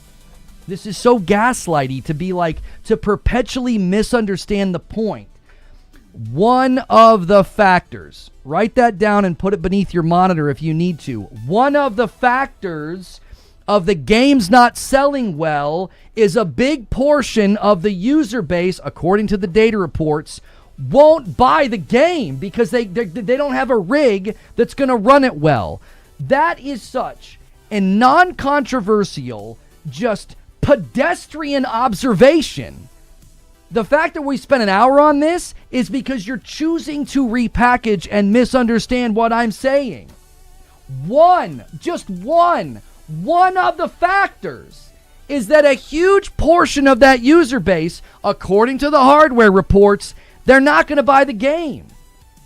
These types of games are the types of games where you're going to have lower performance, tweak, lower things, or it's just going to run inconsistent. It might stutter, it might hitch, it might do something. That's the entire point I was making. The continued insistence of but when you say mid-level rig, it's this card. I was never talking about a particular card. I was talking about a hardware trend within the reports on Steam. That's a bunch of people that are going to look at PlayStation games and go, no, thank you. I know games like that don't run that well on my rig. I know games like that are going to have issues. I stick to games like Slay the Spire, Mugenics, and other $3 indies. You didn't say it like that earlier? Yes, I did. Yes, I did. I was very consistent. I was extremely in the lane of saying this is going to make the games have an issue. You're basically going to take a game to a marketplace that you might not be conducive to. I even made the point earlier. I said there are games that do incredibly well on Steam that likely wouldn't do well on console. I said the same thing in reverse. I said, there are games like Schedule 1 that explode on Steam. I don't necessarily know if they'd come over to console and do that well. I don't know if they would. There's a viral vibe to the friend slop games like Repo and the low quality, this guy made it in his basement style game like Schedule 1 that I even said I don't know. I feel like sometimes you literally have games that are just a mismatch for the community. There are Japanese games that do incredibly well on Nintendo and PlayStation, and then they don't traditionally do very well on Xbox, right? That's the only point I was trying to make, is that according to the hardware reports themselves, and even, I also kept referring to the games that climb the sales charts on Steam typically will run on a potato. That's a very common thing. The most popular games, if you go look at the Steam charts and the most played games consistently, games like CSGO and stuff, they will literally run on like the weakest rigs out there. They will do that. That's not going to be true of a PlayStation game, typically, especially future PlayStation games. Like Yōtei right now, if they tried to bring that to PC, a huge portion of people on Steam would be like, I'm not going to get that game. I'm not going to be able to play that game. It's going to run really bad. My laptop is, I have a laptop that I bought 9 years ago. It's an Asus. It still runs. It still does everything I needed to do. I would never try to play games on it. I could run, I run Jackbox on it whenever I'm home for Thanksgiving. I could run Among Us on it. You know what I'm saying? I could run Slay the Spire 2 on my 9-year-old laptop. I wouldn't want to try to run a PC port of Yōtei on it. That's the point I was making, is you're going to have a natural, like, shrunken target audience. You're like, from moment one of you bringing these games to PC, the potential audience is automatically shrunk. That's the point I was trying to make. We got lost in the weeds on, like, what's the definition of a mid-level rig? And it's like, guys, I'm speaking very generically here. We all know where the hardware trends on those reports. There's a huge chunk of folks on Steam that ain't going to buy these games. They're not. They're going to have to lower so many settings, they're just not even going to bother. Okay, I got super chats to thank. Sneaky Wolf with a $5 super chat says, you PC guys want to go, why so many memes about you? $6 Euro super chat from Hervé says, let's be honest, the PC Master Race crowd is annoying AF because they have no clue where the machine is in the range. Some think a 4090 is mid-range now. Well, it's a moving target. I guarantee you, if you go into like PC Master Race Reddit stomping grounds, there's probably a consistent moving target of like what's considered mid-range now, and there's probably all kinds of arguments about like, well, when you benchmark the average AAA game from this window of time to this window of time, like you'd have to take like the average AAA game that has come out in like the last 4 years and then do benchmarks and say anything that falls below this benchmark of threshold of performance is no longer considered mid-level because it's falling below what we would consider like basic mid-level performance. You'd have to do some type of like a data spreadsheet on that, and guess what? It's an ever-moving target because the more games come out and the more hardware comes out, eventually your mid-level rig ain't a mid-level rig anymore. That's just kind of the natural evolution of hardware and performance within games. Air Uniform with a $5 super chat says, Chinese players are extremely sensitive about performance. If the game they're playing it has a bad port, they complain loudly. This is something I've given the Steam user base full credit for over the years. I've said this is something that is praiseworthy about the Steam user base. I'm like, if a game launches and has performance problems, you guys eviscerate the game. And you should. Because I've said, this is why refunds... I'm having trouble. This is why refunds need to come to console. Because when a game launches with performance problems on Steam, guess what? It gets eviscerated and a bunch of people refund it. You can't do that on console. You're just stuck with the game. I had to wait 4 months to play Jedi Survivor.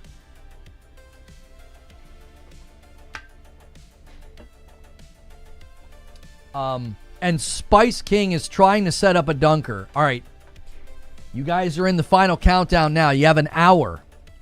We're a 20 bomb away from 300. Typically, if you guys can get it to 400, it's a sprint to the finish. But we're not even there yet. We're not even at 300 yet. You guys are going to need some big boys. It looks like we're going to break our streak of Saturday streams. Zubair says, mid-level also kind of depends on what you and your friends are trying to play. If y'all play Fortnite and Rocket League, y'all have different needs than Alan Wake 2 with path tracing. This is true. Or if you're trying to play the latest AAA game, if you play a Capcom game, it might give you a false sense of confidence. Think about it. If you're on a pretty weak PC and you play Pragmata, you might be like, hey, I'm going to check out that other AAA game that came out. And your mileage is going to vary. We know this. The PC boys, y'all should know this more than anybody, that your mileage really varies. You guys get really, really bad releases often on PC. It's a common theme that we have seen in the last couple of years. You guys get shafted. A lot of times you get a version of a game and like, we're over here playing on console like, yeah, this is running fine. And PC has all these problems. And it's because the AAA studios, this is back to the whole multi-plat, make more money thing. The most common games that launch with significant problems and glitches and bugs, they're almost every single time, it's almost a multi-plat game, almost every single time. And your mileage may vary. It's like, well, I'm fine over here, but then you go and play on PC and you're like, oh boy, do we have problems over here, you know, whether it's stuff that they were dealing with on Unreal for the longest time that seems specifically to be happening the most on PC. You guys know this better than anybody. That's why what I was saying didn't feel crazy. I was like, this doesn't feel like a crazy observation to me. Now, I don't know if I missed anything on Twitch. Hang on. We got into the weeds there. I didn't. Okay. I haven't been reading PC. I'm sorry, I haven't been reading Twitch. I bought Horizon. It ran great on my PC, but I uninstalled it after less than 2 hours because it was boring AF. Yeah, I mean, like I said, I don't expect everybody to like the games. Denying their quality is silly because you can tell they're good games. They're well-built games. Just like I would be bored in Horizon, Forza Horizon 6. But I can talk about how it's clearly a good game. It's clearly a very well-built game. It's definitely the Wild West. Unreal games genuinely tend to be extremely hit or miss. Yeah, Unreal is like a crapshoot at this point because you can get an Unreal game and you're like, there have been times where I'm like, I don't even think it's an Unreal game. Like, that's not an Unreal game. It runs too well because the general perception was that, like, especially Unreal 5, games coming out in Unreal 5 were just going to have issues. They were just going to have significant issues. If you guys are watching on YouTube, do me a quick favor. Hit that like button. We got deep in the weeds of a debate there, so I was not asking for likes. So everybody right now, bum rush the like count. Wolverine looks amazing, but I'm not interested in comic book games, movies, or shows, so I wouldn't buy that either. The reason I don't have a PS5 is because most of the exclusives don't appeal to me. Well, and this is why I said after Summer Game Fest, there were people that thought Keighley's event was the best. I didn't because the big showstoppers didn't appeal to me. And that's why I said there were people that could have watched the PlayStation State of Play and thought, your big showstoppers don't appeal to me. Like, if you don't like action games, then Wolverine and God of War Lao Fei, they're not going to speak to you at all. You're going to be like, that was boring. I was thrilled because I like those games. That's why I thought the Xbox showcase was the best. It has aged like milk in the hot sun because there's literally a game announcement in there that I got excited about that the studio's closed. So it's like, it aged like milk. But I liked the Xbox showcase because I remember Gears of War brought me back to consoles. I love Ninja Theory. So the Sentinel announcement was really exciting. And I think Clockwork Revolution is one of their coolest looking titles. And that was another big capstone moment for them. So I really liked the Xbox showcase. There were people that watched the Xbox showcase and they thought it was boring because they think, oh, it's just more Gears. And they don't like Clockwork. I thought, or they thought, a lot of people view, Ninja Theory through the lens of Hellblade 2, which is unfortunate because Hellblade 1, I think, is the superior game, and that's not the one that got the big marketing push from, Xbox's marketing budget. It was more of a cult classic that less people know about. Oh, sorry, Joker Quinn the Ruiner gets us to 281. Thank you.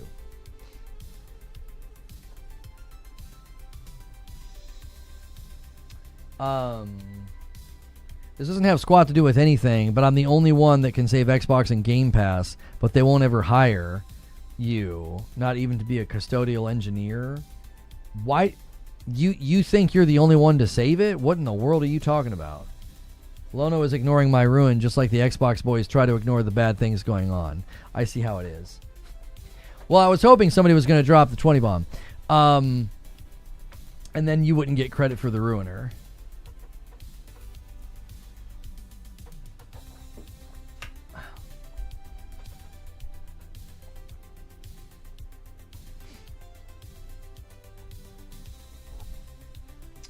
PC does the same thing.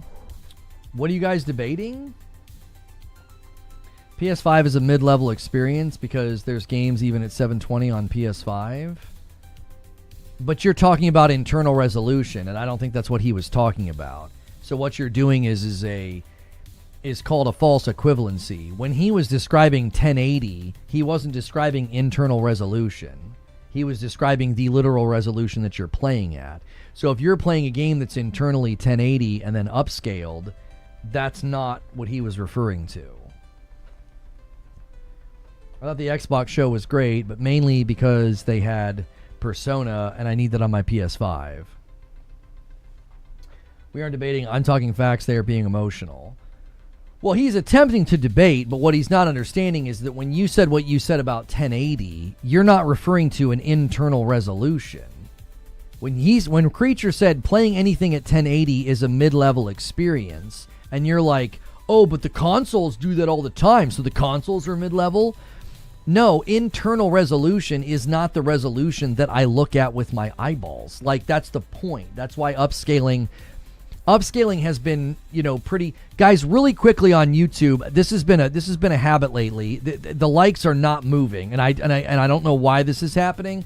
But here we are again. I was like, hey, make sure and hit likes, and it moved by 2. Make sure it's saving your like count. I don't know if YouTube has changed something again on the front end.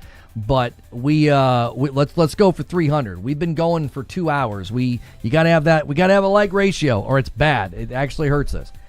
I came in from the era of Quake 3, and quality means nothing to me. Overall versus performance. You're gonna have to explain what you mean. How does you came from the Quake 3 area? I think you mean Quake 3 arena. And quality means nothing to me over performance. You have to explain what you mean by that. Quality versus performance. I was one of those two, just got here. This week, every time I've said, hey guys, I try to do it like once an hour. I don't like sitting here like wailing on the like count. So I try to do it like once an hour. So I'm like, if I wait an hour, there should be a lot of folks who are like, oh yeah, I forgot to do it. Click. And when it moves by 2, I'm like, what are y'all doing? I haven't said anything about likes for an hour. Illuminati with a $5 super chat says, I was wondering at what point do we blame devs for leeching off of companies that give them big budgets and take years to develop games and fall flat? You would need to give examples. I think every project is different. Because I think, like, a lot of people are having to go at Naughty Dog. Naughty Dog released The Last of Us Part 2 6 years ago. Okay. They released it 6 years ago. They were supposed to, very likely, I think, release Factions last year. Right? Maybe this year. So it's going to be at about a 5-year period, then Factions was going to come out. And then like a couple of years later, Intergalactic was going to come out. So like, if Factions came out in 2025, and then Intergalactic comes out in 2027, right? That's not terrible cadence. Well, Factions got canceled. The Last of Us Online was canceled. They said we would have to become a live support studio, a live service studio, and we don't want to do that. Okay. So people are having to go at Naughty Dog. People are, claiming that, PlayStation's very upset with them, mainly because as they're doing with the current PC confusion that we talked about today, they misrepresent what's said. Jason Schreier made an offhanded remark about, companies being more expensive to run and taking longer to ship things. And yeah, the executives aren't happy about that. And everybody ran with it, contorted what he said to say, PlayStation's not happy with Naughty Dog. And he literally within the day came out and said, that's not what I meant. That's not what I said.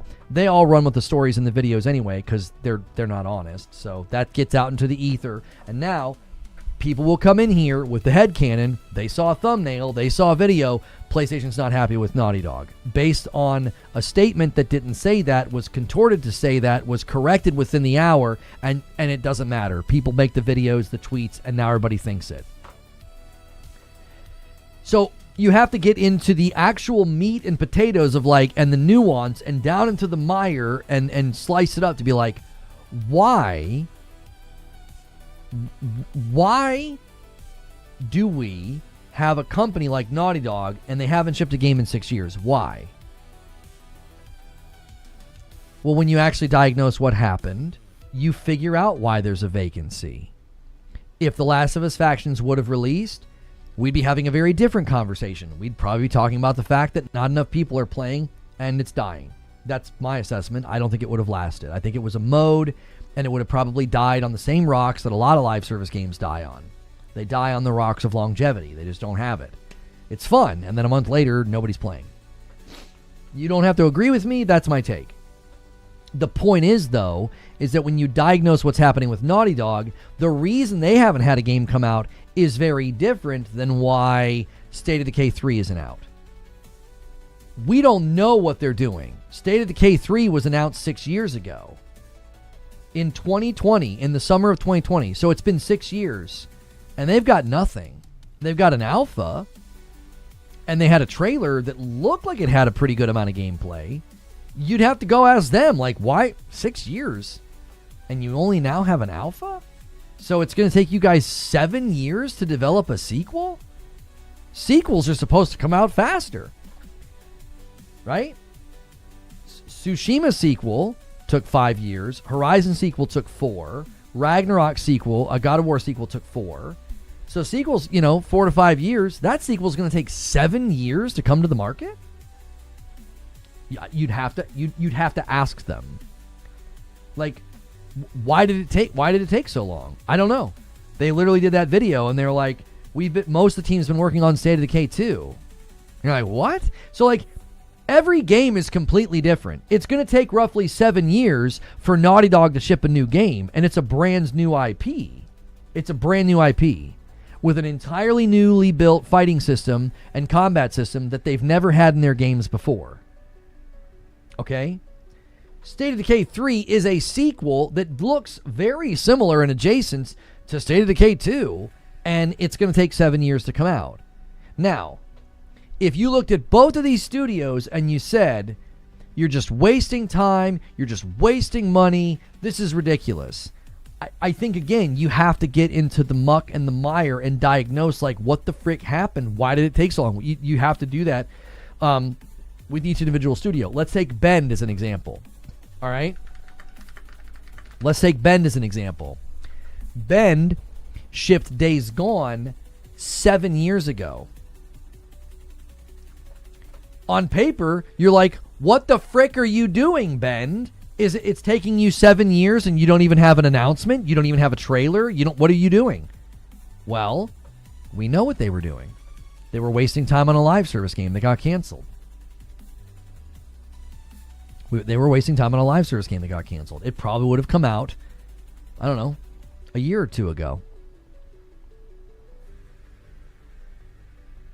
And now we found, I believe it was 3 years ago, they got a contract for a new project. At least it looks like they got a contract for a new project. They tweeted some image of them basically with a pen and a folder. Essentially, they were signaling that they got a new contract. Right? So, again, you could look at Bend and be like, you're leeching off the company. You're making all this money. Okay, the reason that Bend doesn't have a new game is because PlayStation budgeted money for live service. Bend pitched a live service game. Sony greenlights it. They get so many years in, and according to somebody that was at Bend, they made almost no progress on it. Do you want to know why? They didn't know what they were doing. They're not a live service studio. So they basically just wasted years of time and money. Sadly, PlayStation had to learn that lesson the hard way. They spent a bunch of money. They burned through the most valuable currency. The most valuable currency they burned through was time. You can't get that back. You can make a great game and make some of that money back that you lost. You can't get time back. So, like, if you look at each individual studio and, like, why they're taking a long time to develop, each studio is going to have a different reason and a different story. Now, I personally think one of the reasons that Xbox studios are so slow to bring games to the market, I think it's because of the Series S. We already have case studies right now of third-party developers that have either canceled their version for Xbox or brought their version to Xbox late, and it was because of the Series S. Multiple developers have pinpointed this. It's a bottleneck. Now, you can hand-wave this all you want, and you can say, oh, the Series S is fine, it's a skill issue. Okay, well, it's a skill issue that many devs seem to share, so I would think that would be a problem. That would be a problem. If the entrance to your building requires me to jump over a 5-foot gap and lots of people can't make the jump, and you're like, well, it's a skill issue. Yeah, it's a skill issue that we all seem to share. Maybe you should change the entrance points to your store unless you don't want anybody coming in. So, like, yeah, it's a bottleneck that's creating an issue. You can call it a skill issue all you want. Developers are all seeming to share the same skill issue. Like, yeah, we have to do more work here. It's going to take a little bit longer. I think that's why Xbox Game Studios have been slow. I don't think that the Coalition and Playground and 343, well, we know what happened with 343. 343 was a different scenario because of the contract thing. There were too many of them on contracts. Like, poor Larian, if only they had enough skill to make the game of the year and one of the most highly praised CRPGs in history, one of the most praised RPGs in history. Poor Larian Studios, they have such a skill issue bringing their game to the Series S. I don't think these studios are bad studios. Like, if you look at Coalition and their reputation and what they're able to do, and you look at like Ninja Theory, and you look at Playground Games, and you look at the other studios that are still just like, you're like, where are your games? What's going on? I don't think those studios are suddenly just like bad at their jobs or something. I think there's a common thread, and I think the common thread is the Series S. Now, when you look at PlayStation studios, it's not consistent because you have studios like Insomniac. Insomniac's cadence doesn't even seemingly make sense. I feel like they're time travelers. Like, we're going to find out one day that Insomniac figured out how to time travel, so they were able to do Spider-Man 1, Ratchet, Miles, and Spider-Man 2 all in quick succession. And we're all going to find out that they were time travelers, and now Wolverine's coming this year. I also think Insomniac's proprietary engine and the way they build their games, I think they're faster than these other studios. I think they're faster, and maybe I don't want to use the word easier, but I think maybe it's a little bit easier for them to make a game like Ratchet or Spider-Man. Spider-Man's a cheat code. We know this. Spider-Man 1 and Miles were so adjacent to each other. Miles was basically like a huge DLC that was equal to a game, but they sold it for like, what, $40, $50? That's basically a really big DLC. That's a huge developmental advantage to bring that game to the market quickly. Spider-Man 2, another huge development advantage because you get to lean on so much of what you did with Spider-Man 1.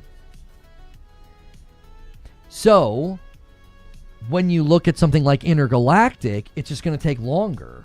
That's not going to be able to come out as quickly as Wolverine is where I was going next. Wolverine is very adjacent to a lot of what they built in Spider-Man. So that, again, it's a bit of a cheat code.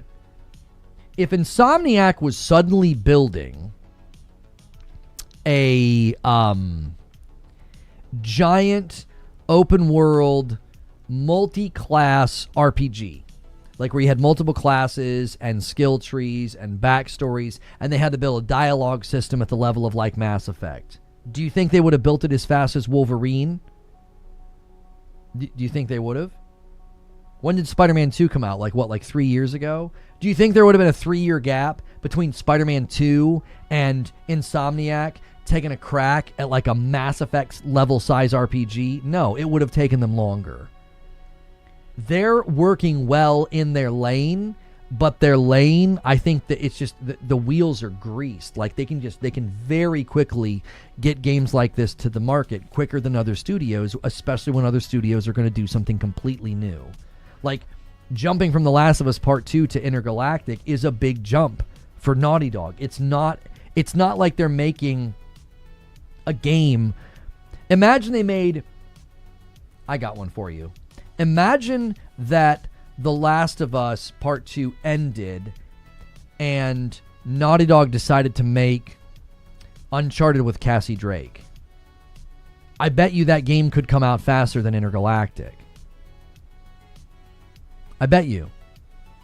That they could bring that out faster. Why? Because they've already made a bunch of Uncharted games. So they'd have a lot of things to draw on to make that game quicker. Intergalactic's going to take longer for that reason.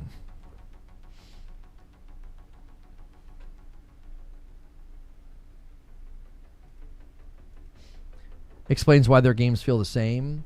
When you say why their games feel the same, are you talking about Insomniac games? Insomniac is starting to become like EA Sports. They have a template and they just add different nuances, environmental scenes, and a new hero in the story. Well, I don't think that's fair to say about Spider-Man Miles and Spider-Man 2. That's a franchise. That's a very, very... I think it's extremely reductionist to look at like a franchise and be like, well, they're like EA. What? No. That's a franchise. We haven't played Wolverine yet. We don't know how much it's going to feel like Spider-Man. I think there's going to be... The DNA of Insomniac will be there, but I don't think it's going to feel like, yeah, this is just Spider-Man with claws. And thank you, It's Chillwell, for the $5 super chat. Insomniac has multiple teams. Spider-Man 1 devs did Spider-Man 2. Miles Morales devs are working on Wolverine. So that would be almost like the parallel development approach that Bungie took with Destiny, where you would have one team working on Season A and a completely different team working on Season B so that they're worked on at the same time. So that makes sense that like they had a team of people working on, Wolverine that weren't working on Spider-Man 2.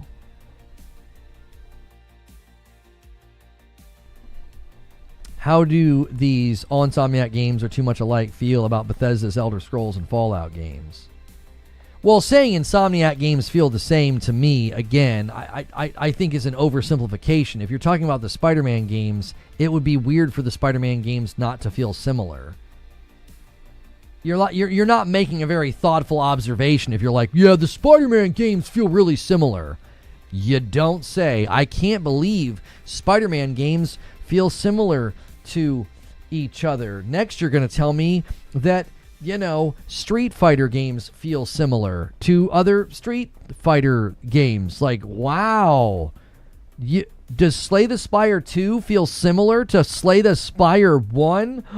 No. Like, you're not really saying anything. You're talking about a franchise. Like, yeah. I think that's one of the reasons that first-person shooters are struggling, because it's at a certain level, all first-person shooters have a familiarity. They have a familiarity to them. You're like, yeah, I feel like I kind of played this before. Even though you can play completely different shooters, you can play Apex Legends and go play Call of Duty, but there's going to be similarities baked into the crust. You're like, it's a first-person shooter. I think that's why shooters are struggling to innovate, because there's only so much you can do with the movement in the space and the guns and stuff. All right, you guys have 45 minutes before we go to the round table, and let us see. I did have something I wanted to look at, though, because this was part of the news about the PlayStation thing and the PC thing. PlayStation clarifies PlayStation AI usage in new report.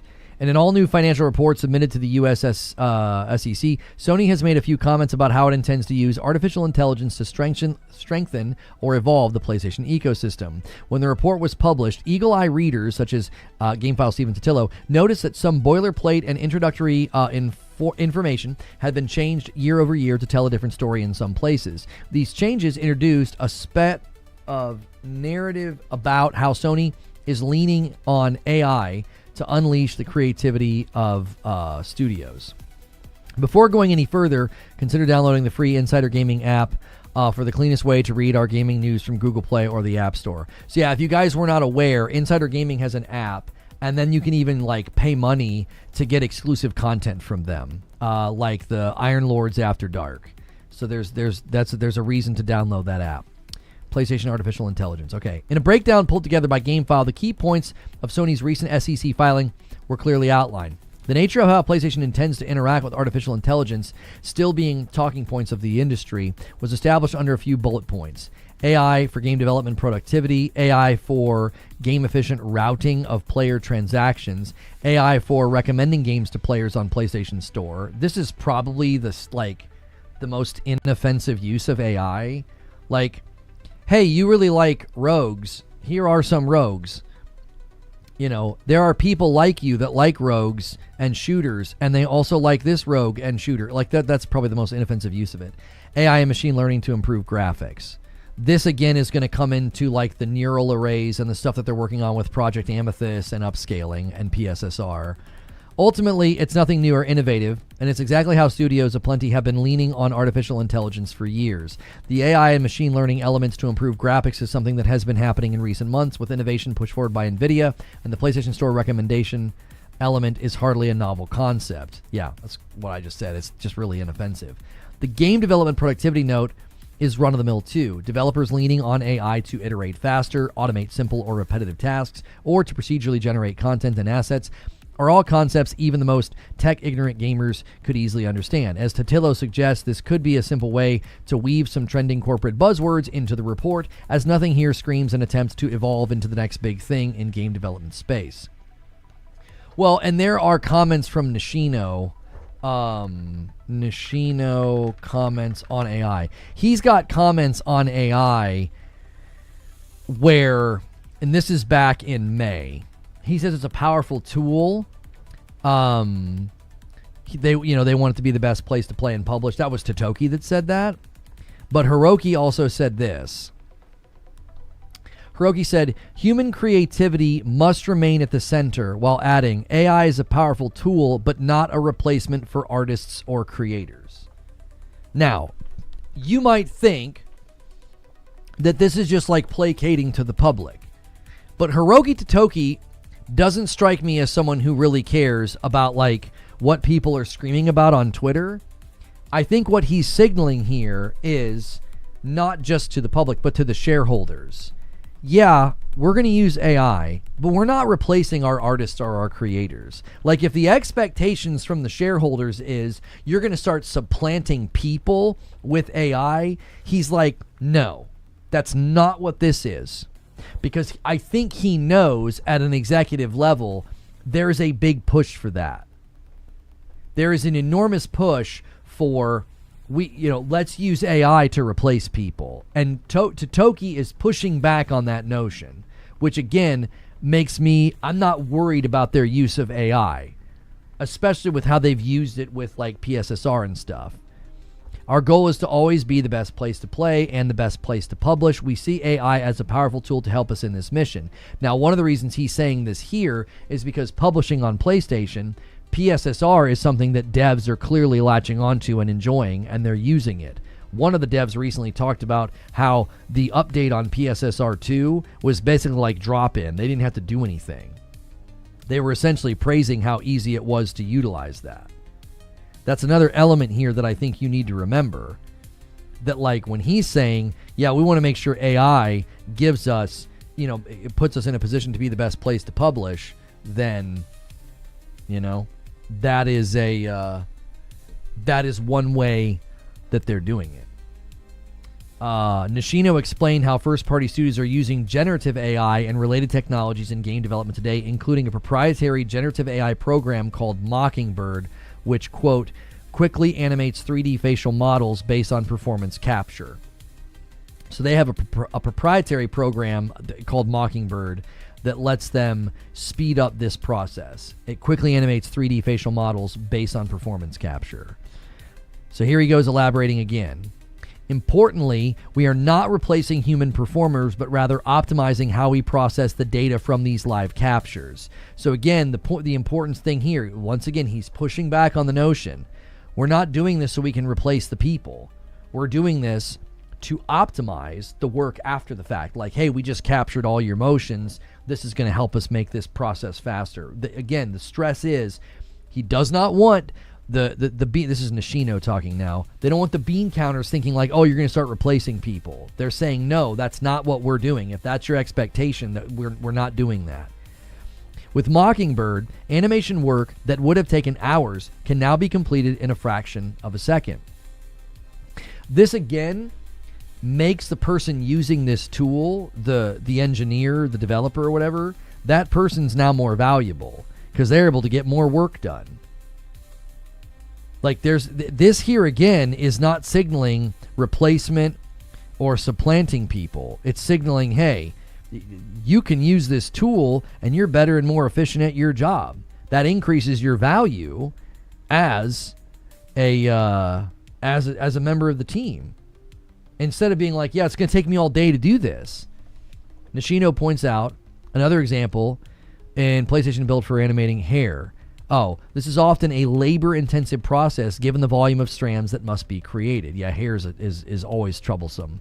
Our teams have accelerated this process by taking videos of real hairstyles and having an AI tool output a 3D model with hundreds of strands of models. These practical applications allow our teams to spend less time on manual, high-effort tasks and to instead reinvest their time into building richer worlds and gameplay for our players. Again, they're sourcing it, right? They take their own videos. They say, okay, we take real videos of real hair, and we have the AI use that model to animate the hair. So they can do that instead of spending all that time doing it, then they can work on other things. Again, if this is the type of implementation, I have zero problem with this. You're not putting out slop. AI helping you animate hair isn't the type of generative AI that we need to be concerned about.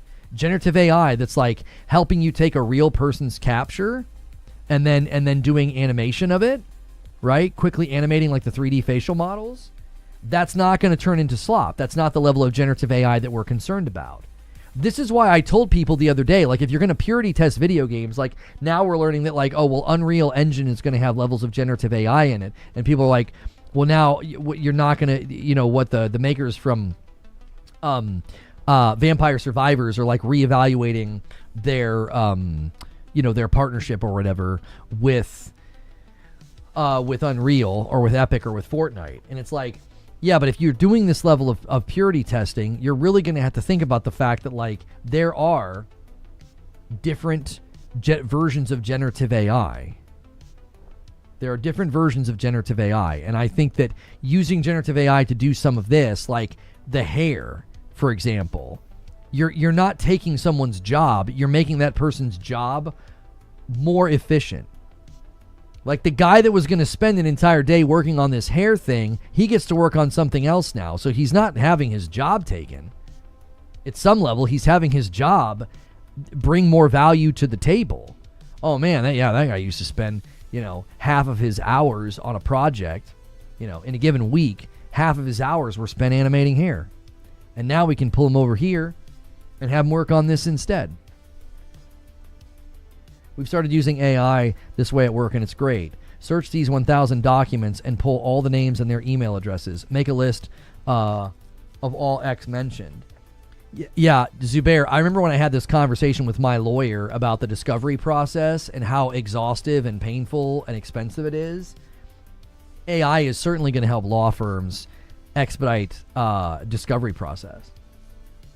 It should be significantly faster now to come over, you know, millions of lines of text to be like, hey, when does this guy mention Project Centipede? We need to know every time you mention this project because we think he leaked information about the project.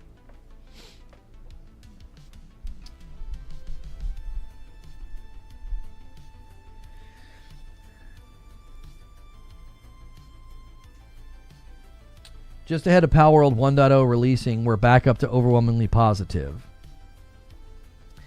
Video games have always leaned on cutting-edge tech. This is a dumb hill to die on in the medium.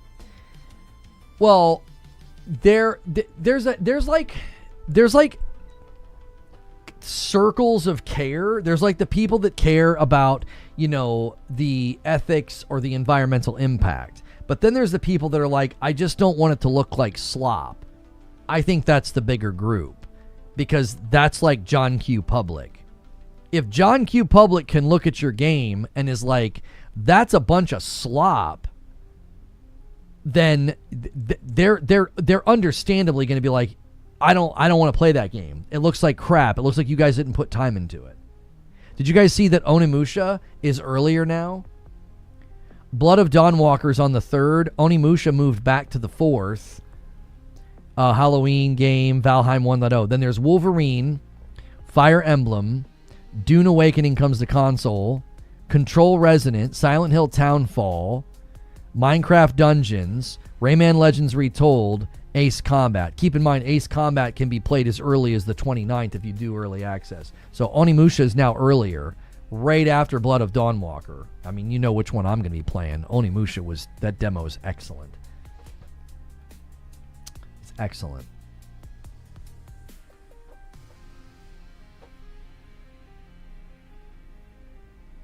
Astrobot has sold 4.3 million copies, generating around 250 million for PlayStation.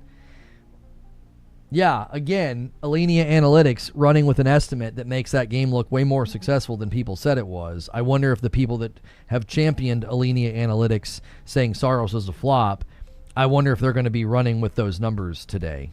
I wonder if we'll see those videos. The game everybody called a flop and undeserving of Game of the Year seemingly has sold a lot of copies, like 4 million. Oh, wait, no, I know what they'll do. Never mind. They'll run attach rate. I forget everything I just said. They got to put it through the spin sifting bowl. You got to spin it somehow. Yeah, they'll run attach rate against Astrobot and call it a flop. Yeah.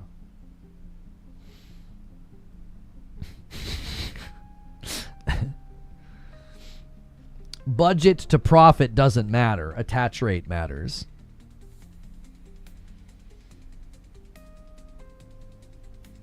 Astrobot was automatically on my Pro when I bought it. Does that count as a sale? Did you buy a bundle? Were they doing? I didn't realize they were doing Astrobot bundles. I actually don't think I don't know if they count those. I thought whenever Horizon was selling really well, everybody tried to claim that the bundles counted, and somebody came back and said, no, the bundles are tracked as a hardware sale, but I don't have that information in front of me right now. That's my recollection of how the Horizon conversation always went. That's Astro's Playroom. Yeah, are you talking about Astro's Playroom? I don't think they did Astrobot as a bundle. Is Astro's Playroom the same thing? Oh, no, those are completely separate games Yana did. Astro's Playroom is like a pretty small, fun game that kind of demos the DualSense controller. Astrobot is a complete release game that came out years later. Astro's Playroom was there like day one the PlayStation 5 shipped. Astrobot was the game that launched separate years later and won Game of the Year. They're not the same game. I was going to say, I didn't think they did that. I was like, they did an Astrobot bundle?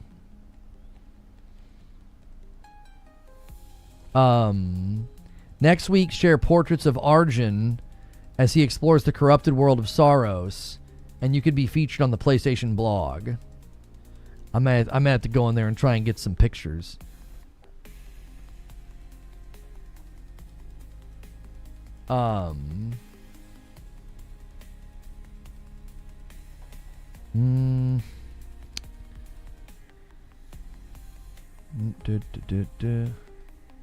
I beat Astro's Playroom. Astro's Playroom is really fun. I remember my kids really enjoying it. It's a fun little game. It is. The first time you like run over the metal and you like feel it in the controller and the little speaker goes ding, ding, ding, ding, ding. You're like, wait a minute, this is actually kind of cool. Like, people are all on like the DualSense was a gimmick, and then, you know, put them in a room with a hidden camera and have them play Astro's Playroom, and they're like, yeah, don't tell anybody I said this, but this controller is actually pretty cool. They wouldn't want anybody to know. They were like, this is actually pretty cool. I mean, I called it a gimmick a lot, and it's actually pretty dope. For those of you that don't know, the Serious Sam Rogue, they're doing a play test on Steam if you want to take part. So it looks really good. That's supposed to come out this year. If it comes out for console, I know Madam and I are going to play it. I'm looking forward to playing Abyssus next week with Madam. That's coming to console next week. Abyssus launched on Steam Early Access, and the score really improved as it was out. A PlayStation game sells 5 million copies. The internet, LOL, what a flop. Every other third-party game sells 5 million copies. Internet, wow, what a success. It is, the egregious inconsistency and hypocrisy is just staggering. A game will hit 3 million sales, and people will be like, oh my gosh, this is incredible. And then when, like, Final Fantasy 16 hit 3 million sales on one platform, people are like, what a flop. Like, it's literally ridiculous. It's like a game ending, like a sports game ending, and the MVP, he scored like 5 points lower than his average, but he still scored more than everybody else in the game, and people are like, man, he absolutely choked last night.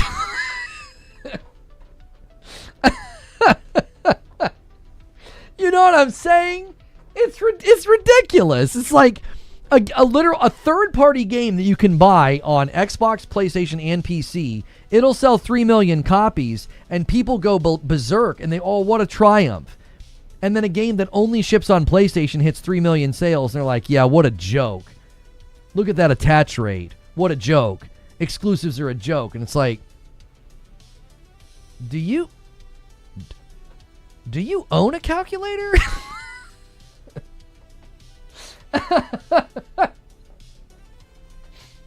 What do you make of the Lao Fei email from PlayStation that just says coming soon?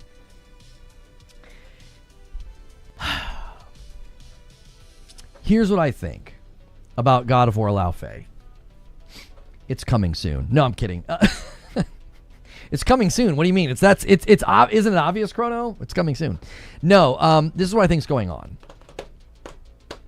I think PlayStation is having to be a little tactical with Lao Fei because I think Lao Fei got bumped because of GTA 6. I think Lao Fei was intended to be a surprise. It was a surprise. Nobody was expecting it, okay? But GTA 6 was supposed to be out in May. And I think PlayStation's calendar was set up to be like Wolverine in September. And I think Lao Fei was going to be like week 1 November.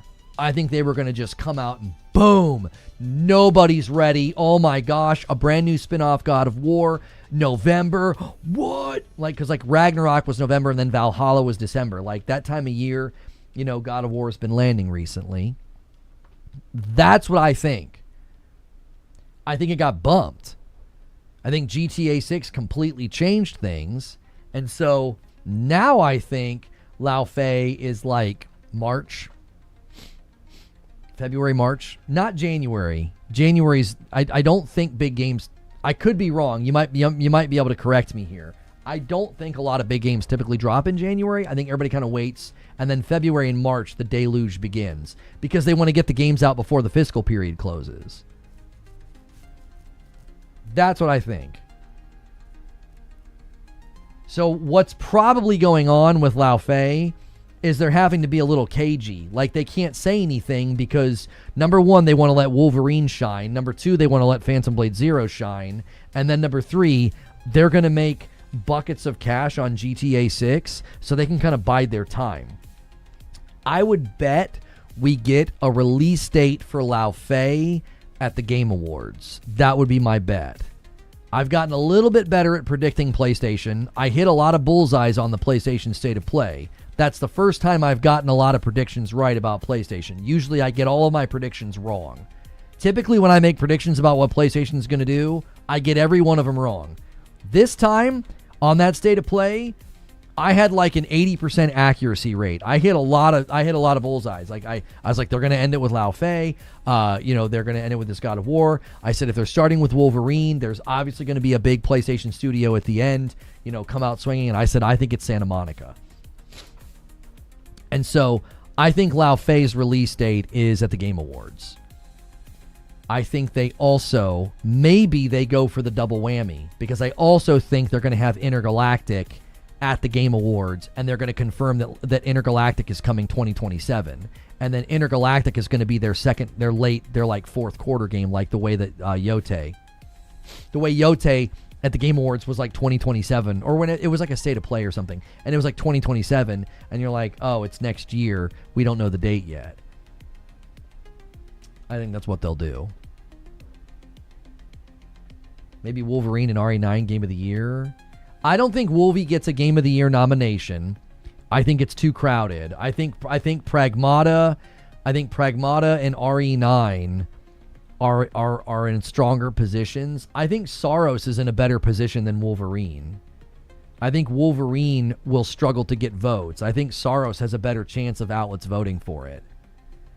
The way that SAROS was received, the way it was praised, where it landed on OpenCritic, I don't know. I'm happy to be wrong about this, but I don't necessarily think, if I go just this year, like SAROS is in in 18th place.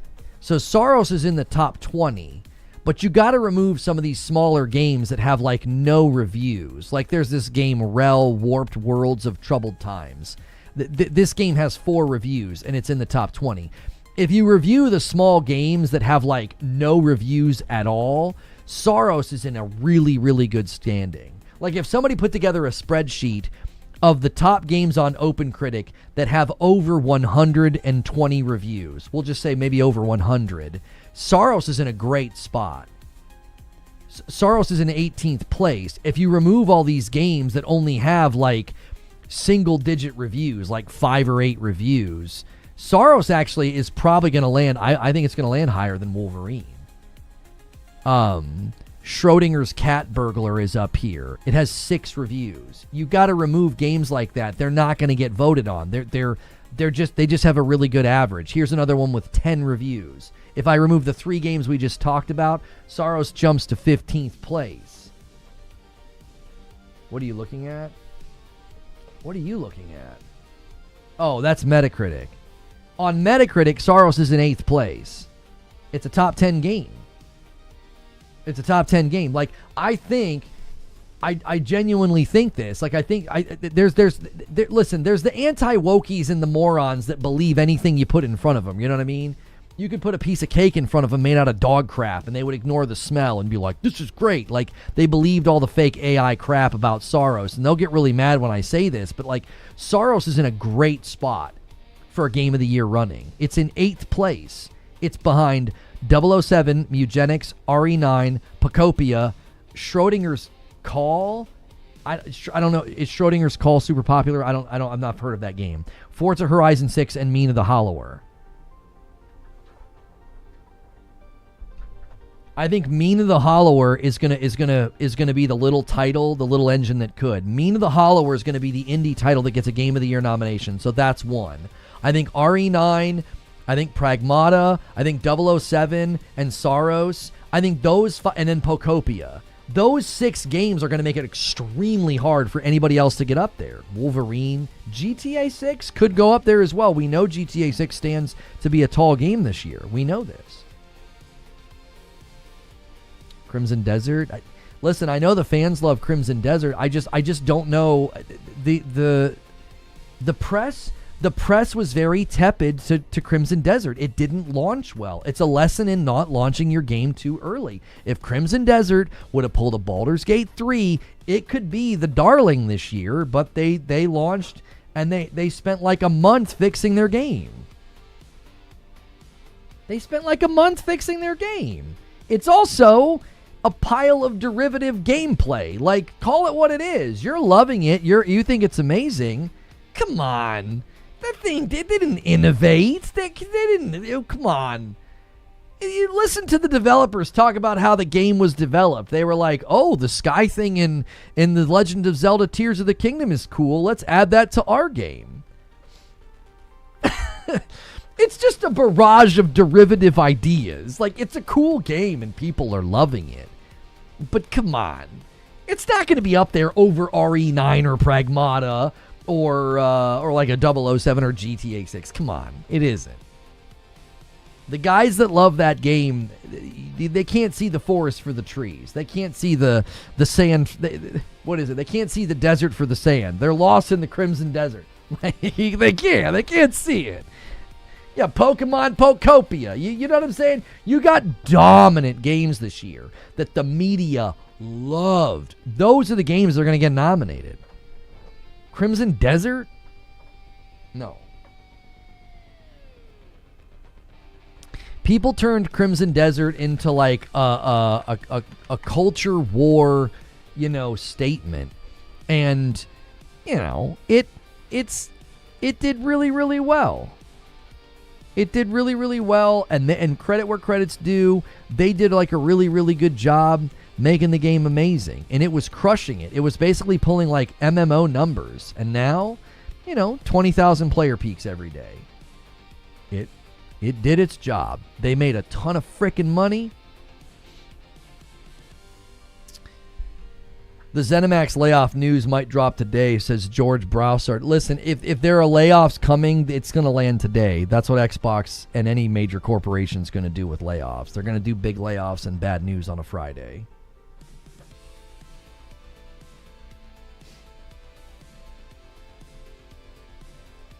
You think it'll be this year's Black Myth Wukong? Like it'll get a nomination and then everybody will cry that it got snubbed?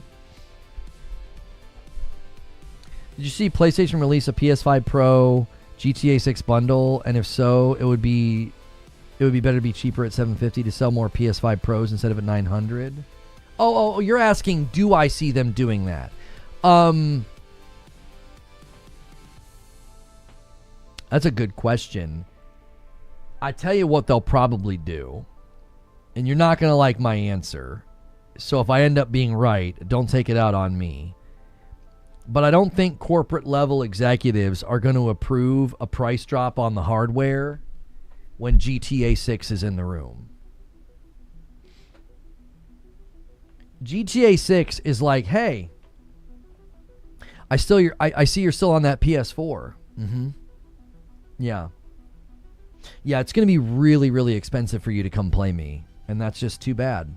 Like that's the posture of like Rockstar and probably Sony as well. The minute GTA 6 is in the room, it's too strong. It's an absolute brute within the market. Like the demand for the game, they have zero reason to give you a discount. They have zero reason. Like, I know that's not what people want to hear. Like, they probably are like, oh no, they'll drop the price because they want everybody buying PlayStations. Brother, people are going to buy PlayStation. People are going to steal money from their mom to buy PlayStations to play GTA 6. The potency is just too strong. All right, guys, in 15 minutes, I'm just gonna take this down. We're not hitting the goal, so no Saturday stream. I don't like doing that at the end when we're that far out, and then people start going crazy and gifting. I feel bad because last week a bunch of people tried to scramble to hit the goal, and then we didn't hit the goal. It was stretch. People were scrambling to hit stretch last week, and then we didn't hit it. I end up feeling bad. Do not scramble for the goal. We're not going to get 200 members in 15 minutes, okay? Unless Silent Spartan or Pork Pie show up and do hundreds of members on Twitch. It's not happening. And I don't like... There's a handful of you that scrambled last week, and I don't want you doing that, okay? If the big dogs want to show up and go crazy in 15 minutes, let them. I don't want you guys doing that, though. I know some of you start dropping 5s and 10s to try to get there. We're too far out. If we're within about 100, yeah, go for it. We're too far out. You need to bat signal the big boys or it's not happening. I'm just taking it down. We're going to go to Ginger's show in about 15 minutes. But I felt bad about that last week. It left a bad taste in my mouth. Some of you guys scrambled and we didn't hit it, and then I end up feeling bad. Astrobot was a platformer and won. Baldur's Gate 3 was a dice RPG and won. I always forget the right name. They call it like a CRPG, which doesn't refer to the dice. Doesn't C stand for computer? People think it stands for classic. I think it stands for like a computer RPG, which the birth of the CRPG was literally RPGs that you played in your living room suddenly playable on your PC, which, of course, there's going to be dice involved. You are the worst grifter ever. Yes, I'm the worst e-begging grifter ever. I felt really bad last week. Like, some of you guys scrambled and started dropping fives and tens, and I felt bad. I was like, I don't want anybody doing that to try to get us to 500. You're going to need the monsters in the room for it to be a possibility. And I haven't seen those guys today, so. C is for computer. Yeah. A lot of people think the C in CRPG is like classic RPG. I know they think that because I thought it and said it, and nobody corrected me for like a week. Anyways. So, yeah. GTA 6 will be the first game I buy in the Ultimate Edition of anything. Yeah, I mean, but truth be told, that I do not think PlayStation will feel the need to drop the price. They won't feel the need to drop the price on the PlayStations because GTA 6 is just too strong. C is for cookie. Did Sesame Street not teach you anything? Here, I'll put it back up. Just so I can add yours to the total. Arasker89, thank you so much. We're at 282. Hang on, I need to add the redirect to Ginger's thing.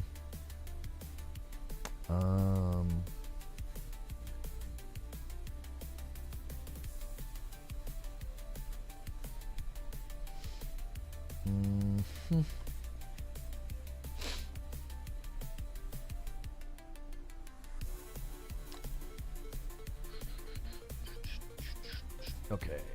I was like looking for it. I'm like, where the heck is this thing? All right, stream settings.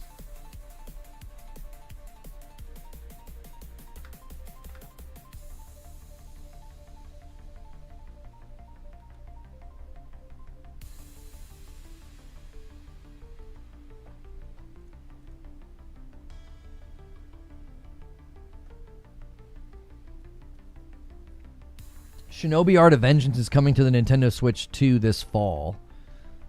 Yo, thank you for your Prime. Arasker's going to double dip at the buzzer to try. You see Red Dead Next Gen update soon. Since Rockstar released a Next Gen upgrade for PS4, PS5 for GTA 5 the other day, and GTA 6 is releasing soon. Joker Quinn says, I don't care what you say, I'm going to keep gifting. Thank you, Joker Quinn. Yeah, I don't know what they're doing with Red Dead, brother. I don't know what they're doing with Red Dead. Once they get in the marketing funnel for GTA 6, I don't know if they would do anything with Red Dead. I just don't know. I don't know what their protocol would be. My gut would be that my gut would be that once they start GTA 6 marketing, it's full steam ahead. And Broken Earth with the Firebomb gets us to 289. It would be full steam ahead. They don't want to do anything else, talk about anything else, mention anything else, allocate time or marketing spend or tweets. I don't know. Just being my ornery self. I mean, there's 400 people here. So, you know, if 1/4 of you did 5 bombs, we would get there. Just a small portion of you dropping 5 bombs would do it. But I always feel like a couple people do it and then it doesn't start, so I always end up feeling bad for those folks that try. In the words of my little sibling, no. Tell me. Thank you for the $2 super chat, Broken Earth. I appreciate it.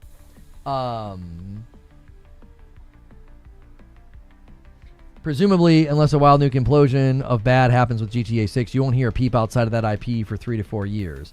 Yeah, I just don't know. I don't know what their protocol would be.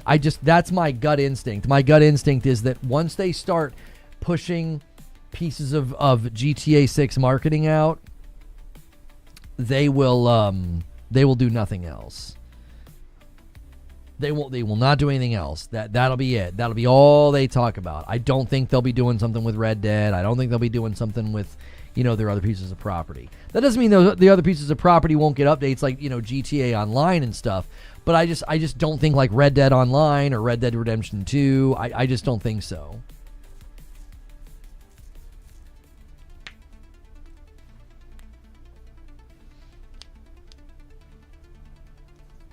Again, that's my guess. That is my guess. I was kind of hoping they were going to push out a Red Dead Redemption 2 update earlier this year. That's what I was kind of hoping for, because I thought that would be pretty cool to like kick off the year, Red Dead 2, do some kind of a deluxe edition, sell it or something, and then have it be updated to 60, make some money on it. Or, if you already have it, maybe do like a, I don't know, like a $10 upgrade or something. And I feel like that ship has sailed. I'm not saying they won't ever do it, but it just doesn't feel like that's in the cards. So, yeah. All right, guys. So in 10 minutes, we're going to be going to the gaming roundtable, and as it stands right now, unless a pretty significant development happens in the next 10 minutes, we will. There will not be a Saturday stream. Madam and I, the big week of gaming news as well to react to, but it looks like it's not happening this week. They already started marketing the Random Strauss Street interview was scripted and intentional. Yeah, that's what I said. I forget when it was. It was a couple of weeks ago. I forget what I was reading. I told people, I said, I think they're going to do really unconventional marketing. I think they're going to do like TikToks and viral things, because I think what they're going to want to let you do is they're going to want you to like connect your GTA 6 game with the social. And a single comes in from Risick and gets us 10 away from 300. Stranger things have happened. I don't know. Maybe you guys are getting ready to go crazy. You have a very small window. I cannot stretch on these days because we got to go. We got to go to the show with Ginger. And another single comes in from Risick. Thank you, Risick. So I think the Strauss-Zelnick interview is kind of the beginning. I think they've cracked the seal on marketing. TikTok is brain rot. I don't know. I get really, really great clips from Modern Wisdom and Burnt Peanut highlights and really funny Theo Von moments. I don't know. I think it depends on how you use it. Lono needs a free weekend, some rest. I agree, says Igor. Take this Saturday off. You deserve it. My last gift of the week. Be on my honeymoon next week. Congrats, Risick. I appreciate the thought, take the Saturday off. You deserve it. You need a night off. But, yeah, I'd prefer that we're streaming and doing fun events every Saturday night and hitting stretch and doing crazy things like that. I'd prefer that. Of your 3 examples, 2 of them are brain rot. No, they're not. Funny clips of a streamer and funny clips of a guy like a comedian. You guys think that's brain rot? Like, so because you don't think something is funny, it's brain rot? Like, helmet check that guy? Yeah. What do you mean? Like, funny clips of a really entertaining streamer and then funny clips of a comedian that I think is funny. Like, that's brain rot. Like, okay. Whatever you like that I don't like is brain rot then. I guess we're at an impasse, All the stuff that you like sucks and is trash and is brain rot. And the stuff that I like isn't. I guess let's just do that. Let's just devolve into insulting what we all like. That's brain rot. It's not like somebody dancing or, showing me their food. We'll have to agree to disagree.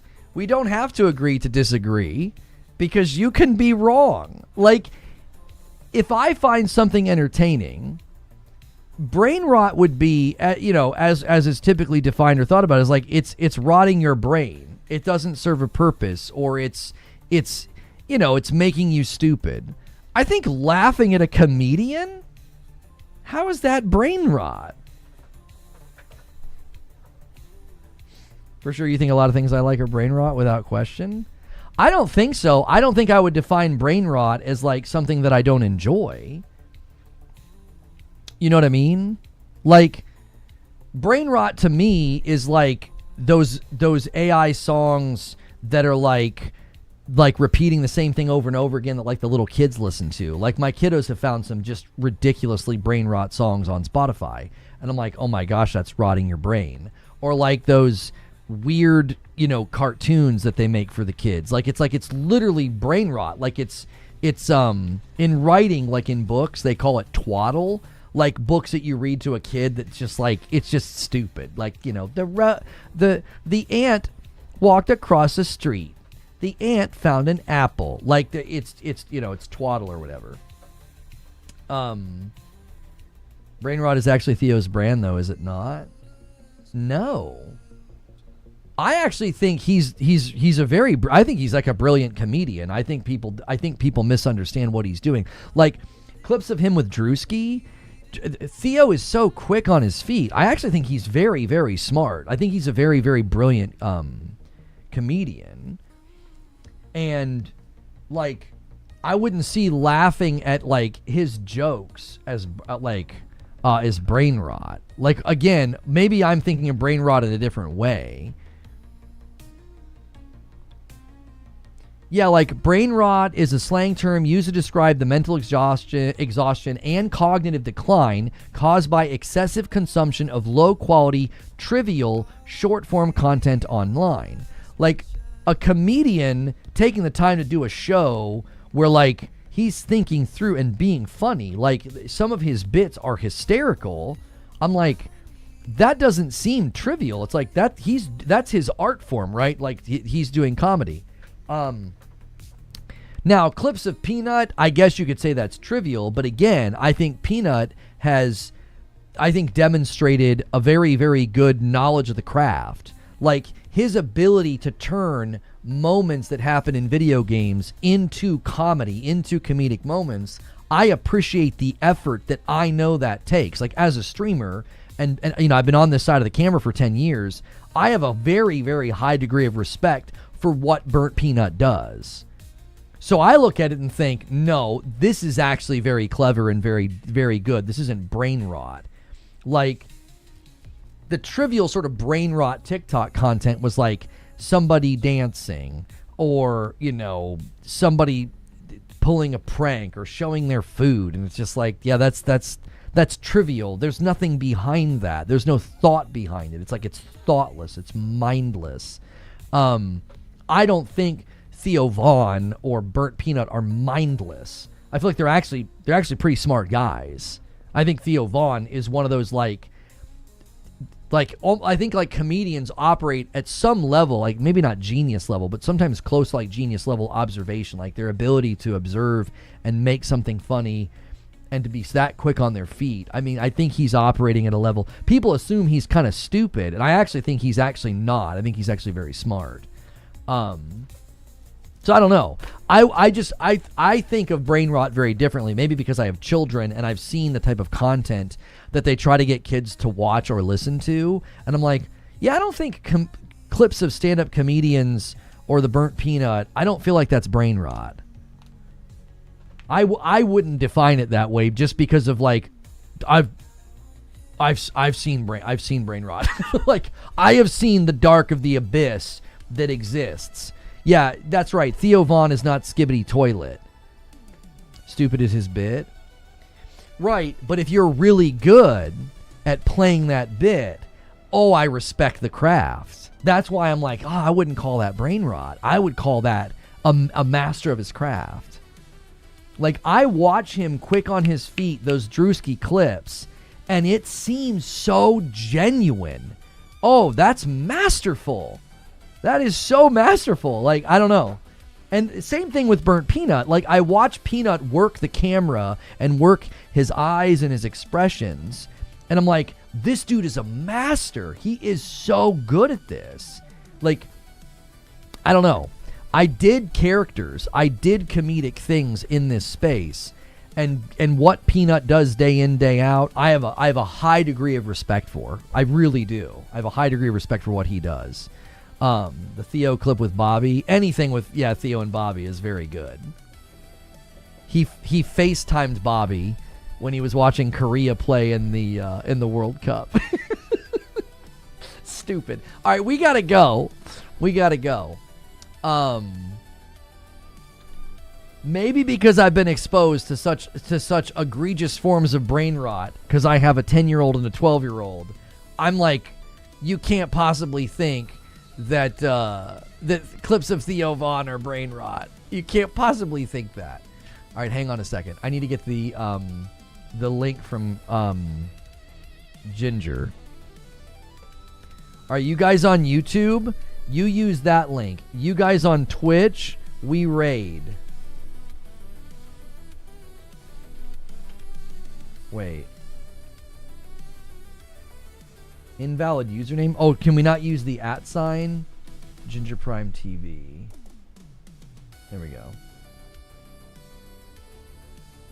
Yeah, him calling the Black Nutcracker Cat Williams. That is... Yeah. There's levels of brilliance there.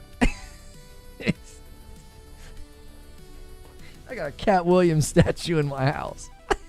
It's just a Black Nutcracker.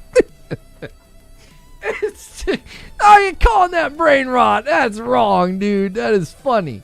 Anyway, I'm going to have you guys raid over there on Twitch, and then you guys on YouTube use the link, and then I'll also I'll redirect you guys on YouTube. All right, I'll see you guys over there for the show with Ginger and the boys.